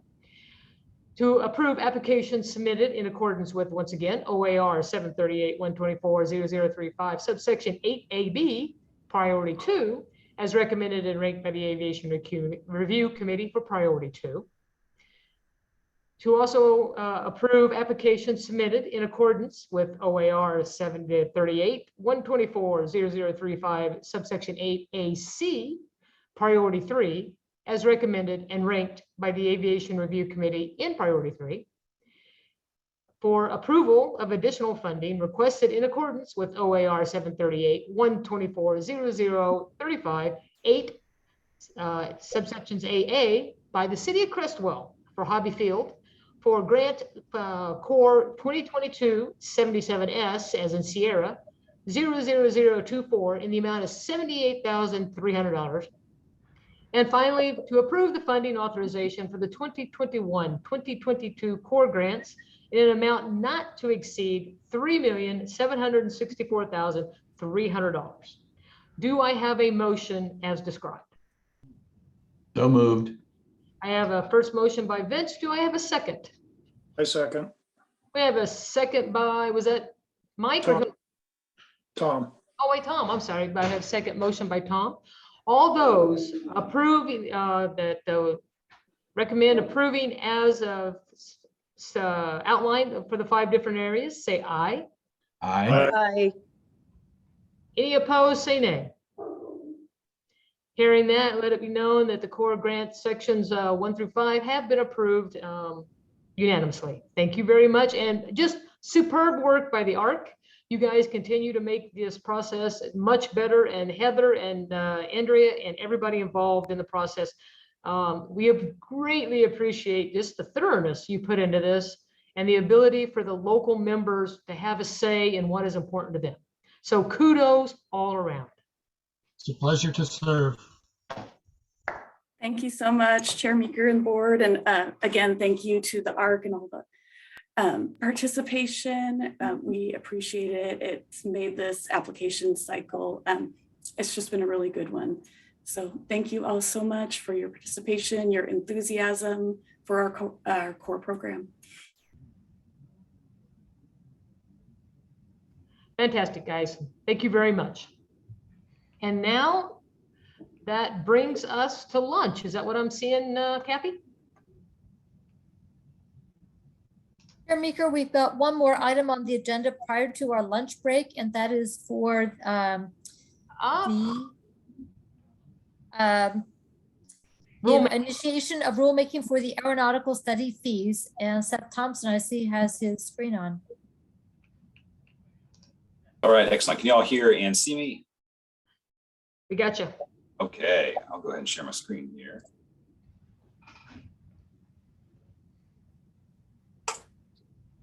We're sharing. Okay, can you see the request to initiate rulemaking slide there? We have it. Gotcha. All right.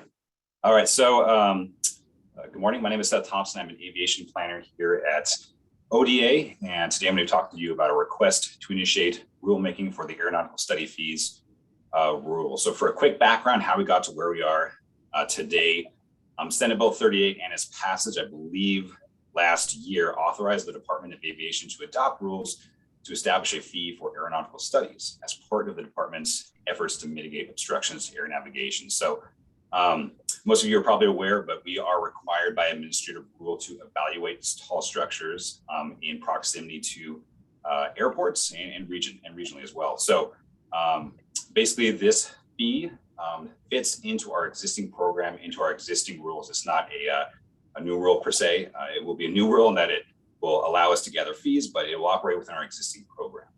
As a quick note as well, it's not intended to be a real revenue driver for the agency. It is purely meant to help recoup some of the operational costs that we've lost. Up until now, this is a program that we offer for free. And so basically it is very time consuming. It's pretty much my full-time job, but this is basically our efforts to recoup some of those costs.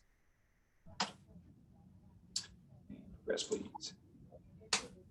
Okay, so our recommendations, so to implement Senate Bill 38, staff recommends the addition or adoption of a new section to specifically OAR 738-070, section 160 aeronautical studies that describes the actions ODA may take to establish a fee for aeronautical studies. So I wanted to quickly just again reiterate, so what we're doing is making an addition to an existing rule. We're not making amendments, so we're not going to be changing any rules with this aeronautical study fee program. So if it's not obvious, I wanted to explain why I chose this section. The actual section of this rule is called Aeronautical Studies, and it describes the actions ODA may take to conduct aeronautical study. So therefore, from our perspective, establishing a fee for an aeronautical study is therefore an action. So this is most conducive to this section. So the formal request I'm making of the board today is to initiate a permanent rulemaking process that will allow ODA to establish a fee to perform aeronautical studies. All right, so either this week or last week, Kathy just sent you a nice little handout that's detailed specifically where, specifically as the addition I'm proposing is section 3, subsections A through C, and is fitting into our existing aeronautical studies rule. And I'm putting it in numerical order behind 1 and 2 because it fits most nicely. 4, 5, and 6, I believe, will need to be renumbered, but we're basically kind of wedging this new rule into, again, our existing process. And again, we're allowed to perform aeronautical studies through administrative rule. So without reading it, if you have the handout in front of you, I want to give you a quick synopsis of the different sections. So the first section 3 is sort of the header section, and it provides the parameters of the rule. So how it will operate in concert, again, with our existing rules to evaluate tall structures in Oregon, the actions the director may or may not take to use the rule, and why we have the rule, which is to, again, support the operational costs of performing these studies. So as a quick note, it's a little wordy. For example, construction or alteration versus sponsor or representative. This language is actually federal language taken from the FAA Form 7461. So this is a federal document that we utilize to perform all of our aeronautical evaluations. It's a little outdated that the FAA doesn't use it, but we use it for our purposes, basically to give us kind of a solid record of what we're actually studying. So each individual form is a single study or a single point. So there can be many forms for multiple studies. So just want to say that language there is very familiar to existing stakeholders. So the companies that utilize us, crane companies, construction companies, and also municipalities that we partner with to complete this program. Subsection A, subsection A is notification and conformance with the existing rule. Again, I just wanted to highlight here, there basically section 0080 it describes the form, the 7460 form that has to be utilized to notify us. So basically this is section A, just saying we use this in concert with that administrative rule. B, the fee must be paid prior to delivery of the determination. So basically we want to get the money first before we give them the determination. This is basically just saying in rule, they have to pay up first for us to give us their letter of determination, which means we have evaluated their construction. All right, and subsection C is probably the most critical. So the development of this entire rule, and in addition to, this is probably the trickiest, subsection C here, I developed in concert with our essentially rule guru. She has a much better title, but she's a rule professional at ODOT, and she recommended I put this into subsection C. It's taken directly from ORS, and the specific language that is most critical is that the fees are calculated for each separate instance based on actual cost of services provided. That is direct statute language. It's very critical. We describe for the applicants and people who utilize this program exactly how their fees are going to be calculated, and it is for the cost of services that we provide. Each individual aeronautical study shall have a minimum associated fee of $100. So the $100 may seem sound random. It's actually, we did a lot of internal review, basically to have estimate internal staff time, both my staff time, Heather's staff time on occasion when she is called in to provide help, and also administrative review. So basically this encompasses generally our best estimate. Each aeronautical study, for example, if it's a power pole, can take 20 to 30 minutes, sometimes longer, but this is the most realistic from our perspective. As a second quick note, that's the whole rule, but a policy document shall accompany this rule to provide payment and application instructions for applicants. So this policy document is a fancy way of just saying it's going to be akin to a building permit application that an applicant would go to a building permit in a municipality. So basically it gives them instructions for how to notify the ODA, what they're paying for, how to pay, and basically the whole process. This policy document has to undergo review and feedback from our stakeholders. So it will be developed in a separate internal stakeholder meeting. I'm going to talk about that stakeholder meeting on the next slide here. So this is just a quick timeline of where we're at and where we're going. So spent the majority of December and January working on this rule. It took a lot of time actually, and a lot of internal review and also working with ODOT. And what you see here is kind of the result of that. So presenting a draft to you in February. The big blue arrows, actually what they mean are the portions of time in the next year where the State Aviation Board will see this rule. So that's where we're at right now. I'm going to be holding our RAC meeting, or developing the RAC meeting, inviting our RAC members. And again, that's the Rule Advisory Committee. They will have the opportunity to look at the rule, provide us with feedback, and also provide feedback for the policy document, the application itself. We'll undergo DOJ review and ultimately public notice going all the way to June here.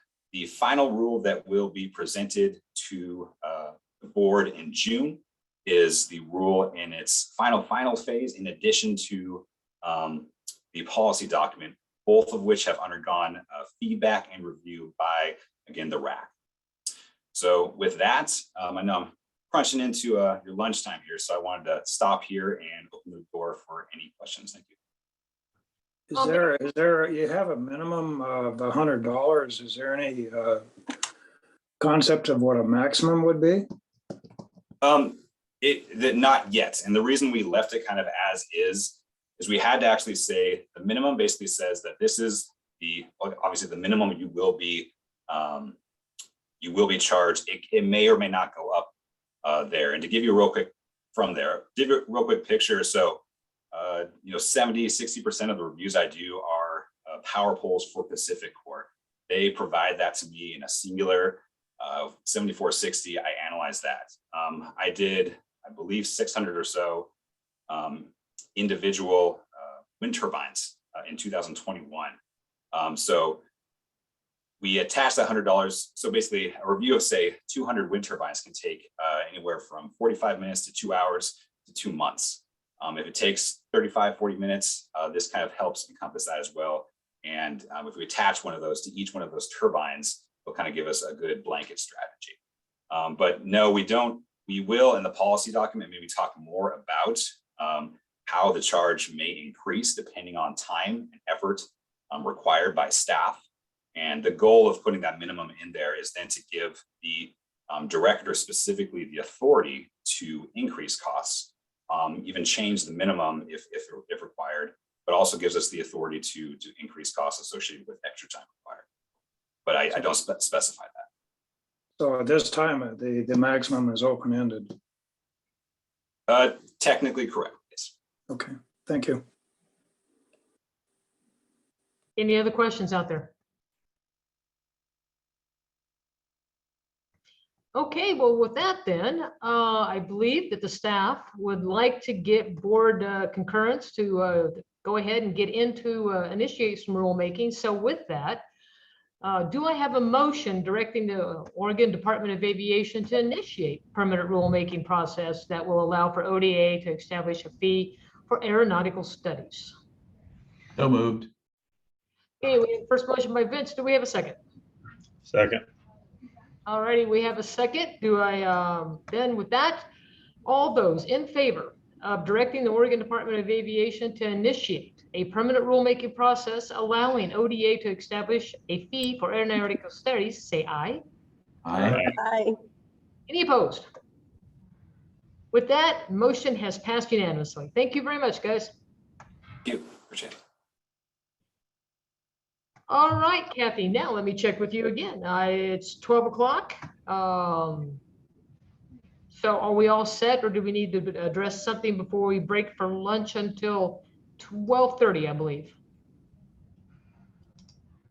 We are right on schedule, Madam Chair, so we can recess until 12:30. All right, 12:30, and then we'll be talking about more rulemaking for the ASAP program. See you in 30. This meeting is being recorded. To you. Okay, so I think we're over to Tony and some permanent rulemaking concerning leases. Oh, no, wait, I've actually skipped one, didn't I? Yeah. Yep. Got to get on to the system aviation plan first. All right, I will go ahead and get my presentation up.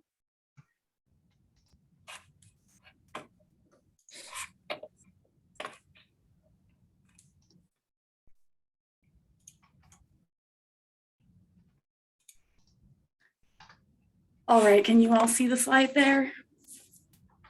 We can. Perfect. All right, so in this presentation, I'm just going to give a brief summary regarding rulemaking, and then also show the proposed changes to Oregon Administrative Rule 738-124 for the Aviation System Action Program. Regarding rulemaking for the state of Oregon, when new statutes are enacted, state agencies are required to create rules on how we follow the statutes. So that's why this process is a really important one. For example, with Seth, Senate Bill 38, we are able to now charge a fee for aeronautical studies.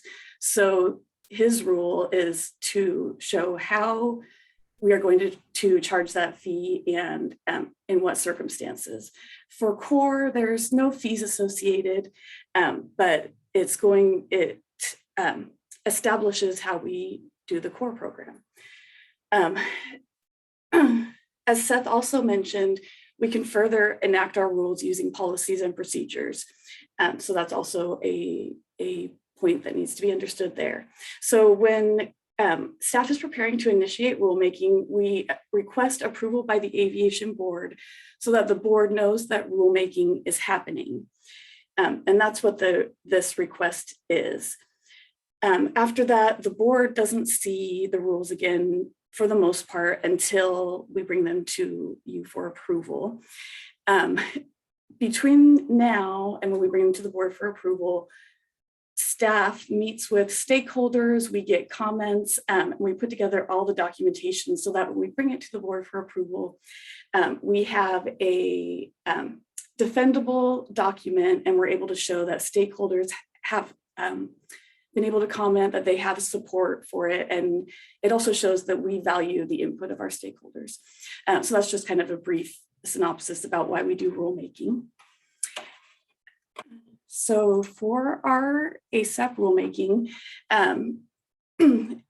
because the changes are throughout the whole rule, I'm not able to put it all in a slideshow because it would be too big, but I did provide a full draft in the board packet. So the summary of the changes are that any references to the ROAR program will be removed. Oh, sorry, just one moment.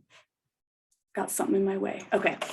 The references to the ROAR program will be removed. We're adding an additional statement regarding core applicant eligibility, changing the percentage distributed under the core program from 50 to 75% as the ROAR program was removed, and then correcting or adding a statement regarding assisting commercial air service to rural Oregon under priority 3, and then finally just correcting a category that was put in the wrong order. So that one is not changing the information, but just fixing that. So with our steps taken, our Proposed rule changes have been drafted by rule coordinator and reviewed internally. Today, we're requesting Aviation Board authorize the permanent rulemaking process. After that, we will have a rule advisory committee as well as DOJ review. The permanent rules are to be published by Secretary of State and open for public comment, hopefully in April. And then we'll bring the permanent change proposal to the board in June. Just to go into a little more detail on the changes, once again, remove all references to ROAR from the rule. This is the statement that we are looking to add. Currently, the core eligibility listed in the rule simply states that the applicant must have a Secretary of State business registration. So we wanted to add some additional clarification there. And then additionally here, changing the 50% to 75, adding assisting commercial air service to rural Oregon. And then this just shows the slide where we are switching these two categories order. The timeline once again, we are here today, February, requesting approval to initiate a permanent rulemaking process. And then we will have all the steps spoken of previously in between. And then hopefully in June, we'll be ready to request approval of the permanent rules. So I'd like to open it now if there's any questions. And then if there's not, ODA requests authorization from the Aviation Board to initiate permanent rulemaking process for OAR 738-124 for the Aviation System Action Program. Okay.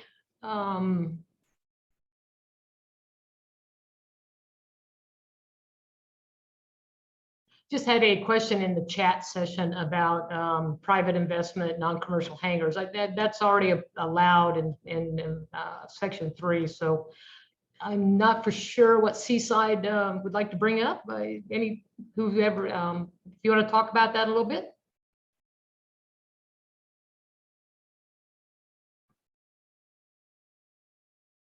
Okay, I'm getting the hang on in the chat session. Okay. Sorry. Yeah, I just wanted to. It's currently a 30-year term for private leases. Is that correct? And what I read was that was going to remain instead of a 50-year term. That's what I'm wondering about. Because for a non-commercial lease, I mean, it's still a substantial investment for somebody to put together a project and build a hangar. And so I would hope that would be 50 years as well. Well, that's kind of a different session. Let us get through. Right now, we're talking about rulemaking for the Aviation System Action Plan or program. I'm sorry. Madam Chair, conversation. The gentleman from Seaside, would you please identify yourself by name? And Sorry, yes, I'm Randall Henderson. I'm chairman of the Seaside Airport Advisory Committee. Thank you. Okay, so I tell you what we can do. Betty, can you just double back to him after and do a little discussion? And then if we need to follow up at a board meeting later on, we can do that with more information fleshed out. Sure, I'd be happy to do that. Okay, super. Thank you very much. Does that work for you? Thanks. All righty, cool. Thank you very much. Okay, so getting back to our ASAP program, we have a request from the staff to start rulemaking to solidify the changes that we've made in the Aviation System Action Program. Do I have a motion to authorize the Oregon Department of Aviation to initiate permanent rulemaking process for OAR 738-124 Aviation System Action Program? So moved. I have a first motion. Second. Do I have a second? I think I had a second by Hilda. Yep. All those in favor of authorizing ODA to go ahead and initiate rulemaking for the ASAP program, say aye. Aye. Aye. Opposed? Hearing that, motion passes unanimously. Thank you very much. On to Tony.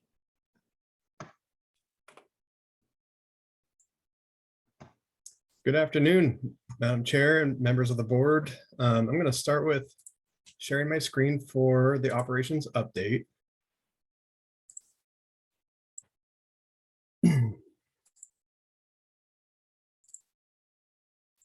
Okay. Oh, okay. Can you see that screen now? All right, we do have it. Okay. All right, so this is our airports update, and we are going to start with winter weather. This is a photo taken from the control tower at the Aurora State Airport. And this was taken, it was just after Christmas. We had received approximately 2 to 4 inches of snow the couple days after Christmas, and we did end up plowing. Our operations staff were on the field on the 27th and the 28th and plowed between a ½ inch to 1 inch of snow, and we were able to get to a bare and wet condition those days. We haven't had any other impacts from winter weather at Aurora since.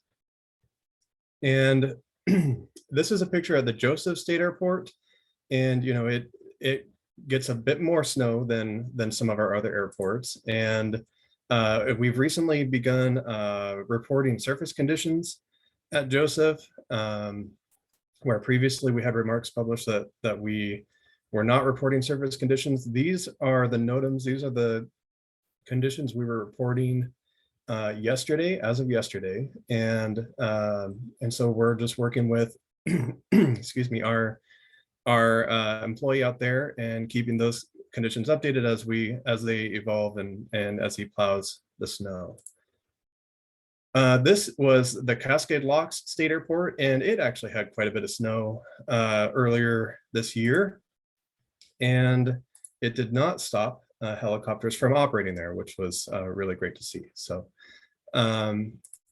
moving on, just a quick update on our Connect Oregon grant applications.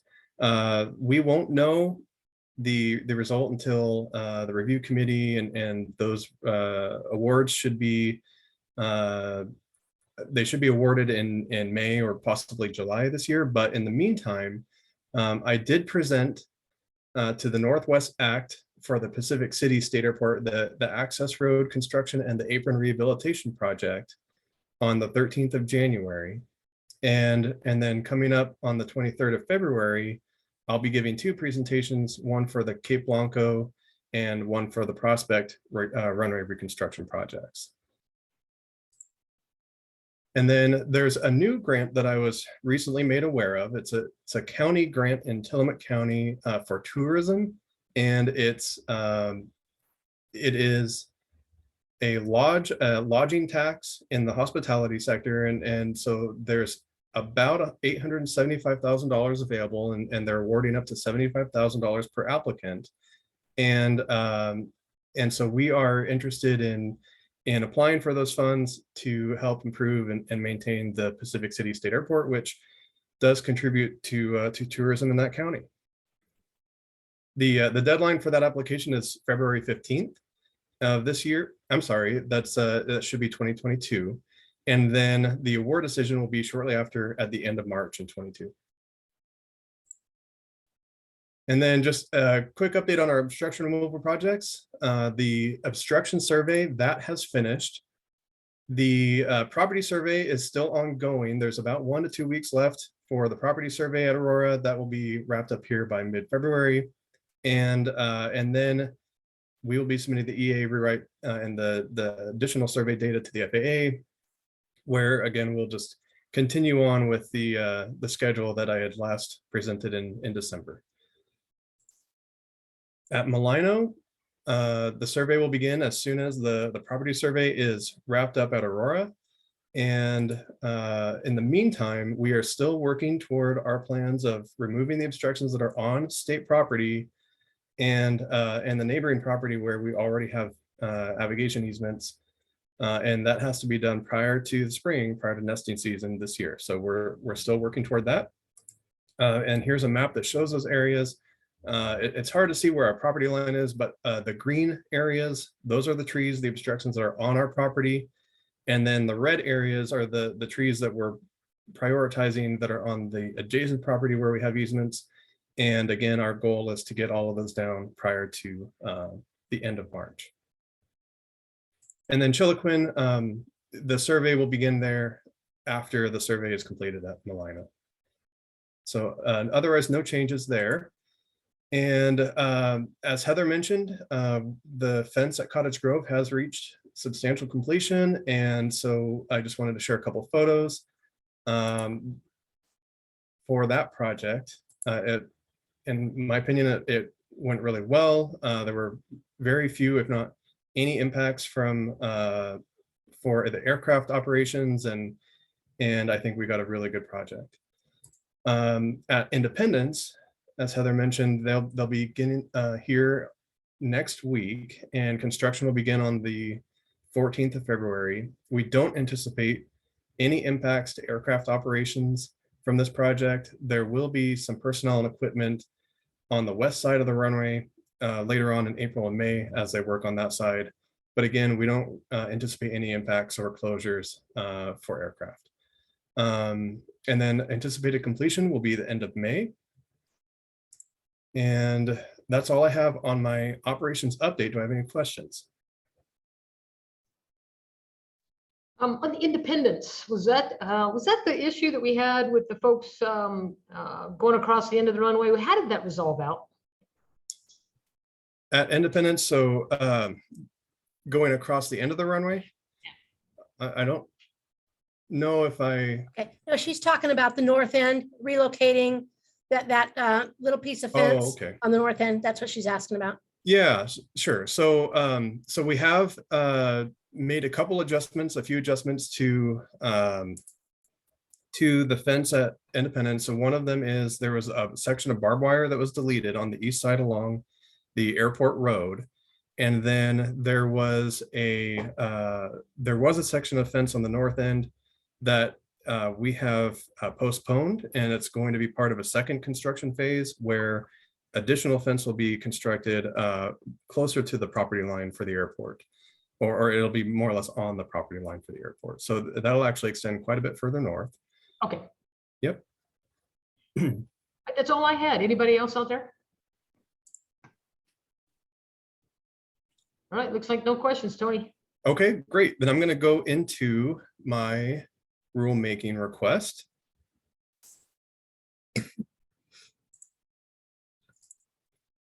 Okay, and then can you see that screen, request to initiate rulemaking? Okay, so this is a request to initiate rulemaking for an amendment to OAR 738-015-0020. And just a brief recap, in House Bill 2434, that passed, which gave us the legislative authority to have a lease term not to exceed 50 years. Currently, we're limited to 30 years. And so we have the legislative authority. We have issued a temporary rulemaking for this, and this is a request to go ahead with the permanent rulemaking for this amendment. And so currently, the OAR sections 3 and 4 limit the Department of Aviation to lease terms of 30 years with a base term of 25 years and 1 5-year renewal. And that's for commercial aeronautical leases. So many commercial aeronautical service providers, they do require longer lease terms for more significant infrastructure development on airports. And many airports provide those longer lease terms. But again, the Department of Aviation, we are limited per this rule to 30 years. And so we desire to meet the needs for airport development. And so we are requesting to extend or to increase our lease terms from 30 years to 50 years. And so this is what the proposed revisions to that rule are. For sections 3, we would change the initial base term for commercial aeronautical lease from 25 years to 45 years. And then for section 4, we would change the total lease term not to exceed 50 years, which is currently capped at 30. And that's including the 1 5-year extension, which will remain the same for the new change.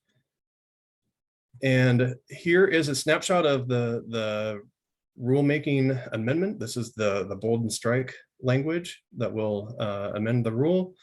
And our request for authorization from the Aviation Board to initiate the permanent rulemaking process to amend the administrative rule 738-015-0020, section 3, to change the base term for commercial aeronautical leases to be no longer than 45 years, and for section 4 to change the overall lease term to 50 years with the 1 5-year renewal period. Okay, do we have any questions out there among the board members? Vince? Yeah. So Tony, have we talked to the FAA about this at all? When we have had some leases that we have extended out to 50 or tried to extend, it has not been an easy process. They typically don't like to do that. Again, they're trying to make sure these things stay, that people have opportunities, right? You lock the land up forever, you have a tough time with that. So just curious what the conversation has been with the FAA. Yeah, so in my experience, lease terms greater than 50 years are considered a lifetime lease and are problematic. But I have not historically had issue with leases that go up to 50 years, and discussions. We have discussed this request or this change, and I haven't had any strong objection. I will say that in our policy, which is not set in rule, we will establish a threshold that needs to be met. And to answer that other, was it the City of Florence question? Or I'm sorry, Seaside. This is only for commercial aeronautical leases. This won't apply to our non-commercial leases. They will remain at 30 years. And again, that's because there will be a threshold that will need to be met to grant this additional term. And Tony, clarify for Seaside, this is only for the state-owned airports. Correct. It does not affect locally owned airports. Correct.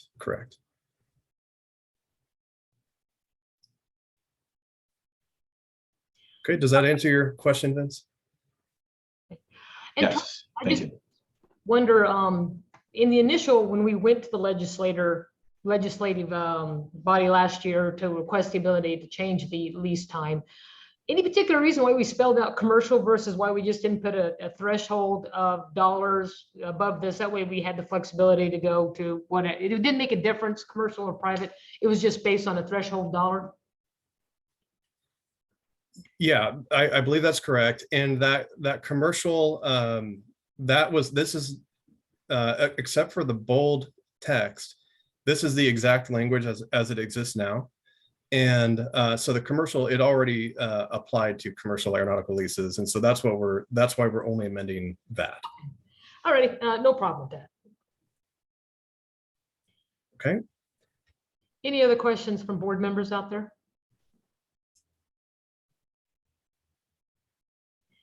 Okay, so we've got the legislation passed, and now it's time to get on to rulemaking. So with that, do I have a motion from a board member to authorize the Oregon Department of Aviation to initiate permanent rulemaking process for OAR 738-015-0020, subsection 3 and 4, to modify the terms of lease? Do I have a first motion? So moved. So moved by Vince. Do I have a second? Second. Second by Hilda. All those in favor of the approving the said motion, say aye. Aye. Aye. Any opposed? Hearing that, motion is approved. Thank you very much. Thank you. Okay, so now we're on to any board member update or administration that needs to be passed on to board. Kathy, do you have anything for us in addition to what we've already talked about?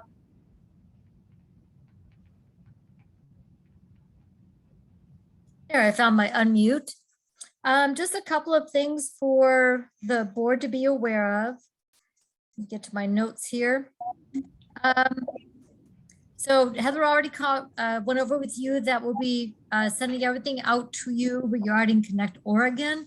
I need to know if any board member has any issues with sharing documents via Workday.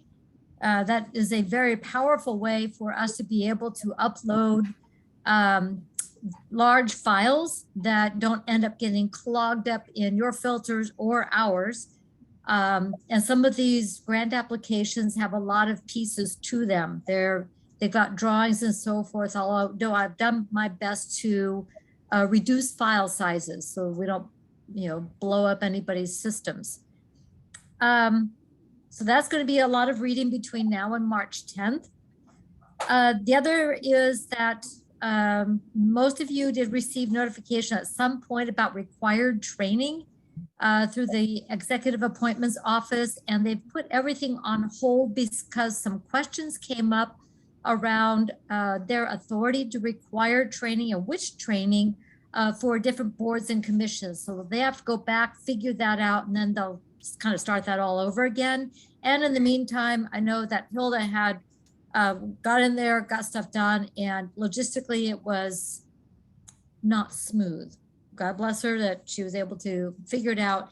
But the executive appointments realized that they needed to go back and make some improvements in that system in Workday as well. So Kathy? the Workday process is a work in progress. So Yes. to clarify, it made me take the training over because it didn't register it the first time. So Exactly. I took the training and it's not, it's tedious, to say the least. Hey, we all have to do it, same ones, and we get some extra bonus ones. Totally understand.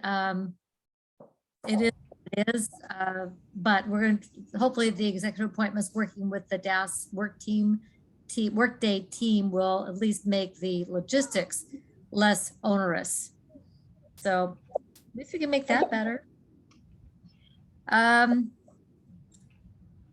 Let's see. Oh, and then Director Stansbury also went over that we will need applications for new and returning board positions by March 4th. I think, again, that's in Workday. We have 2 board positions that are up for reappointment.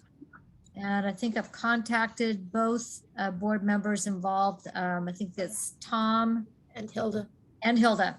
So you're eligible for reappointments. So you'll need to go into Workday and get that process going. And then Vince, unfortunately, I understand your term limited out. So I'm sad. So we'll have your position open, and then position 2, which was Doug Fergus's position, will both be, hopefully we'll get sufficient applications, and the governor's office will make a selection for those 2 positions. So by July 1st, we should be, or sooner, because it's May appointments that they'll fill those positions. So hopefully by June 1st, we're back to full strength. In the meantime, the 5 of you will carry on. Hang on. That's all I have on board administration updates. Were there any questions from board members on any of that? I just have a discussion we need to have on board members, but any administrative things that any board member has for Kathy? Yes, just to verify, just going into Workday to re-up on my term. That's where everything is. That's correct. For a returning board member, is through your Workday. Yeah. And Okay, thank you. did I send you the how to do that? If I didn't, I'll resend it. Resend it, please. Yeah, I will do that. I'll send it to both, resend it to both you and to Hilda, great. Oh, and which is mine. on the Yes. directions for Workday, I think you have in there, once you log in, you should see the cloud. And for me, when I log in, I don't see the cloud right away. I've got to go to my account and then click on Drive. Yeah, they changed it. The cloud went away. So, but yeah, if you click on that little icon for a person, then it drops down, you see the thing for Drive, and that's what you're looking for. Because the Drive is where all the documents are saved. So look for that. Okay. I'll change my instructions because they updated all of our home screens, and it took me a while to find everything. Easier to fly a low visibility approach. without your IFR chart. What are those? All righty, so we have some board members opening with Doug having left the board, and I wanted to discuss with you all about any recommendations that you would have to the governor's office, whether she takes them or not, But Doug kind of holds a position that we've always held for our a general aviation pilot. Before Doug, he filled Mary's seat, and Mary was, you know, very active in OPA and pretty much a general aviation pilot. I think we would need a general aviation pilot, you know, just someone who represents the audience that we target so much of our work towards. But I'll throw it open. You know, we've got another we've got another airports manager coming in with Catherine over there at Eugene. Your thoughts on what kind of capabilities, what kind of flavor of board member you think would benefit, or whether you just want to leave it totally open? I would like to throw this on Neil's lap. Okay. Yes, I have been contacting some folks within the general aviation community, and I've been passing those names off onto to Betty. Okay, good. Okay, well then we get that. And then second, as you heard, Vince will be leaving us, and he's our vice chair. And that brings it, you know, we've always, the number one contributor to our operating fund is, you know, the taxes that we collect there at Portland.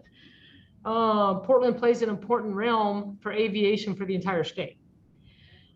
I would kind of like to keep a connection with our Port of Portland. Vince, I don't know if there's anybody even interested, but I would open it up to the board. When Vince steps off, what do you think about his backfill? You want me to step away for this part of the discussion just in case? No, we want you to. No. You think Port of Portland would be willing to maybe find somebody who would be interested? Absolutely. I've already been having conversations here internally to see if there, and I have a couple of names of some folks in mind. So, you know, we're having that conversation. Obviously, it's not up to us, right? The governor makes her choice. But yeah, I am working on that here internally. And again, I got 2 or 3 names that we're thinking about. You're a scholar and a gentleman. So happy to do it. Awesome. Tom? I just checked the calendar. We'll be in Munich for the next meeting. So. Okay. Yep. Anybody else with the issues coming up on the March meeting? I think it's March 10th. Is that what I remember? Yeah. Correct. Okay. And to clarify, that's the April meeting. Oh, the April meeting. Okay, gotcha. Yeah, and the March meeting will just be on Connect Oregon. Yep. All righty. Okay, so with that, I guess I got one last thing for the board out there. Vince has been outstanding and the smartest member on the board about everything aviation and super financial and everything else. Irreplaceable, but we need to replace him. Which means if you have any interest in being a vice chair, you know, be thinking about it. Someone's got to be it. So not real hard. You know, if I'm not around, you get just to run the administrative part. So if you got an interest, please send me a text or drop me an email, and we can chit chat.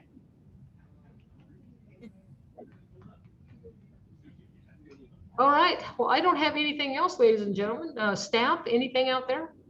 We're running quite a bit ahead of schedule. We do have an executive session following this. Kathy, is there anything that would prevent us from adjourning after we adjourn this one, go into executive, even though it's a little bit early?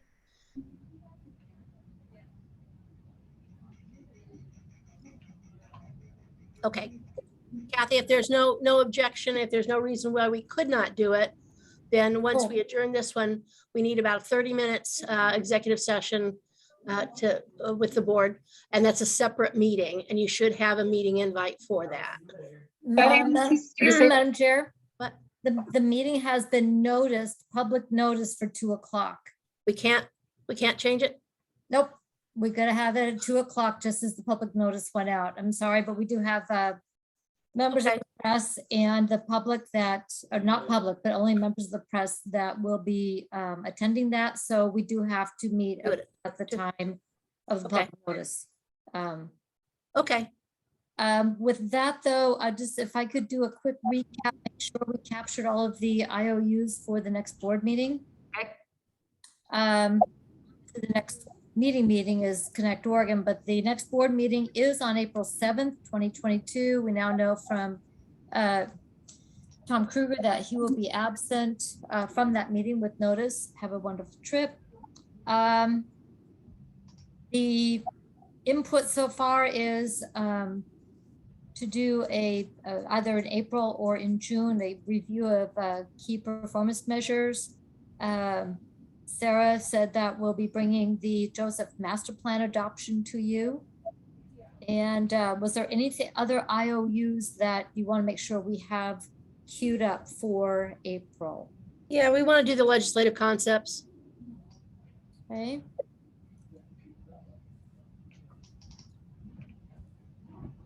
Okay, got that on the list. Anything else that we need to make sure is included? We're gonna do SOAR. Okay. SOAR grants. Grants. I think that's it. If Tony can keep us updated on all obstacle removal, I would just like to keep that front and center on the board's agenda items. Go ahead, Tom. Yeah, I will not be joining the executive meeting.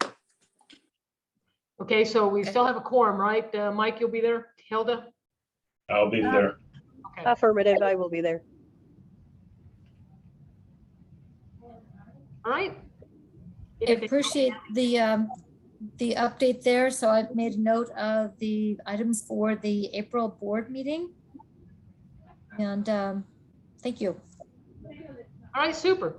Okay, guys, I guess we'll have a 53-minute break and I will see you all at 2 o'clock. We are adjourned. Okay, thank you.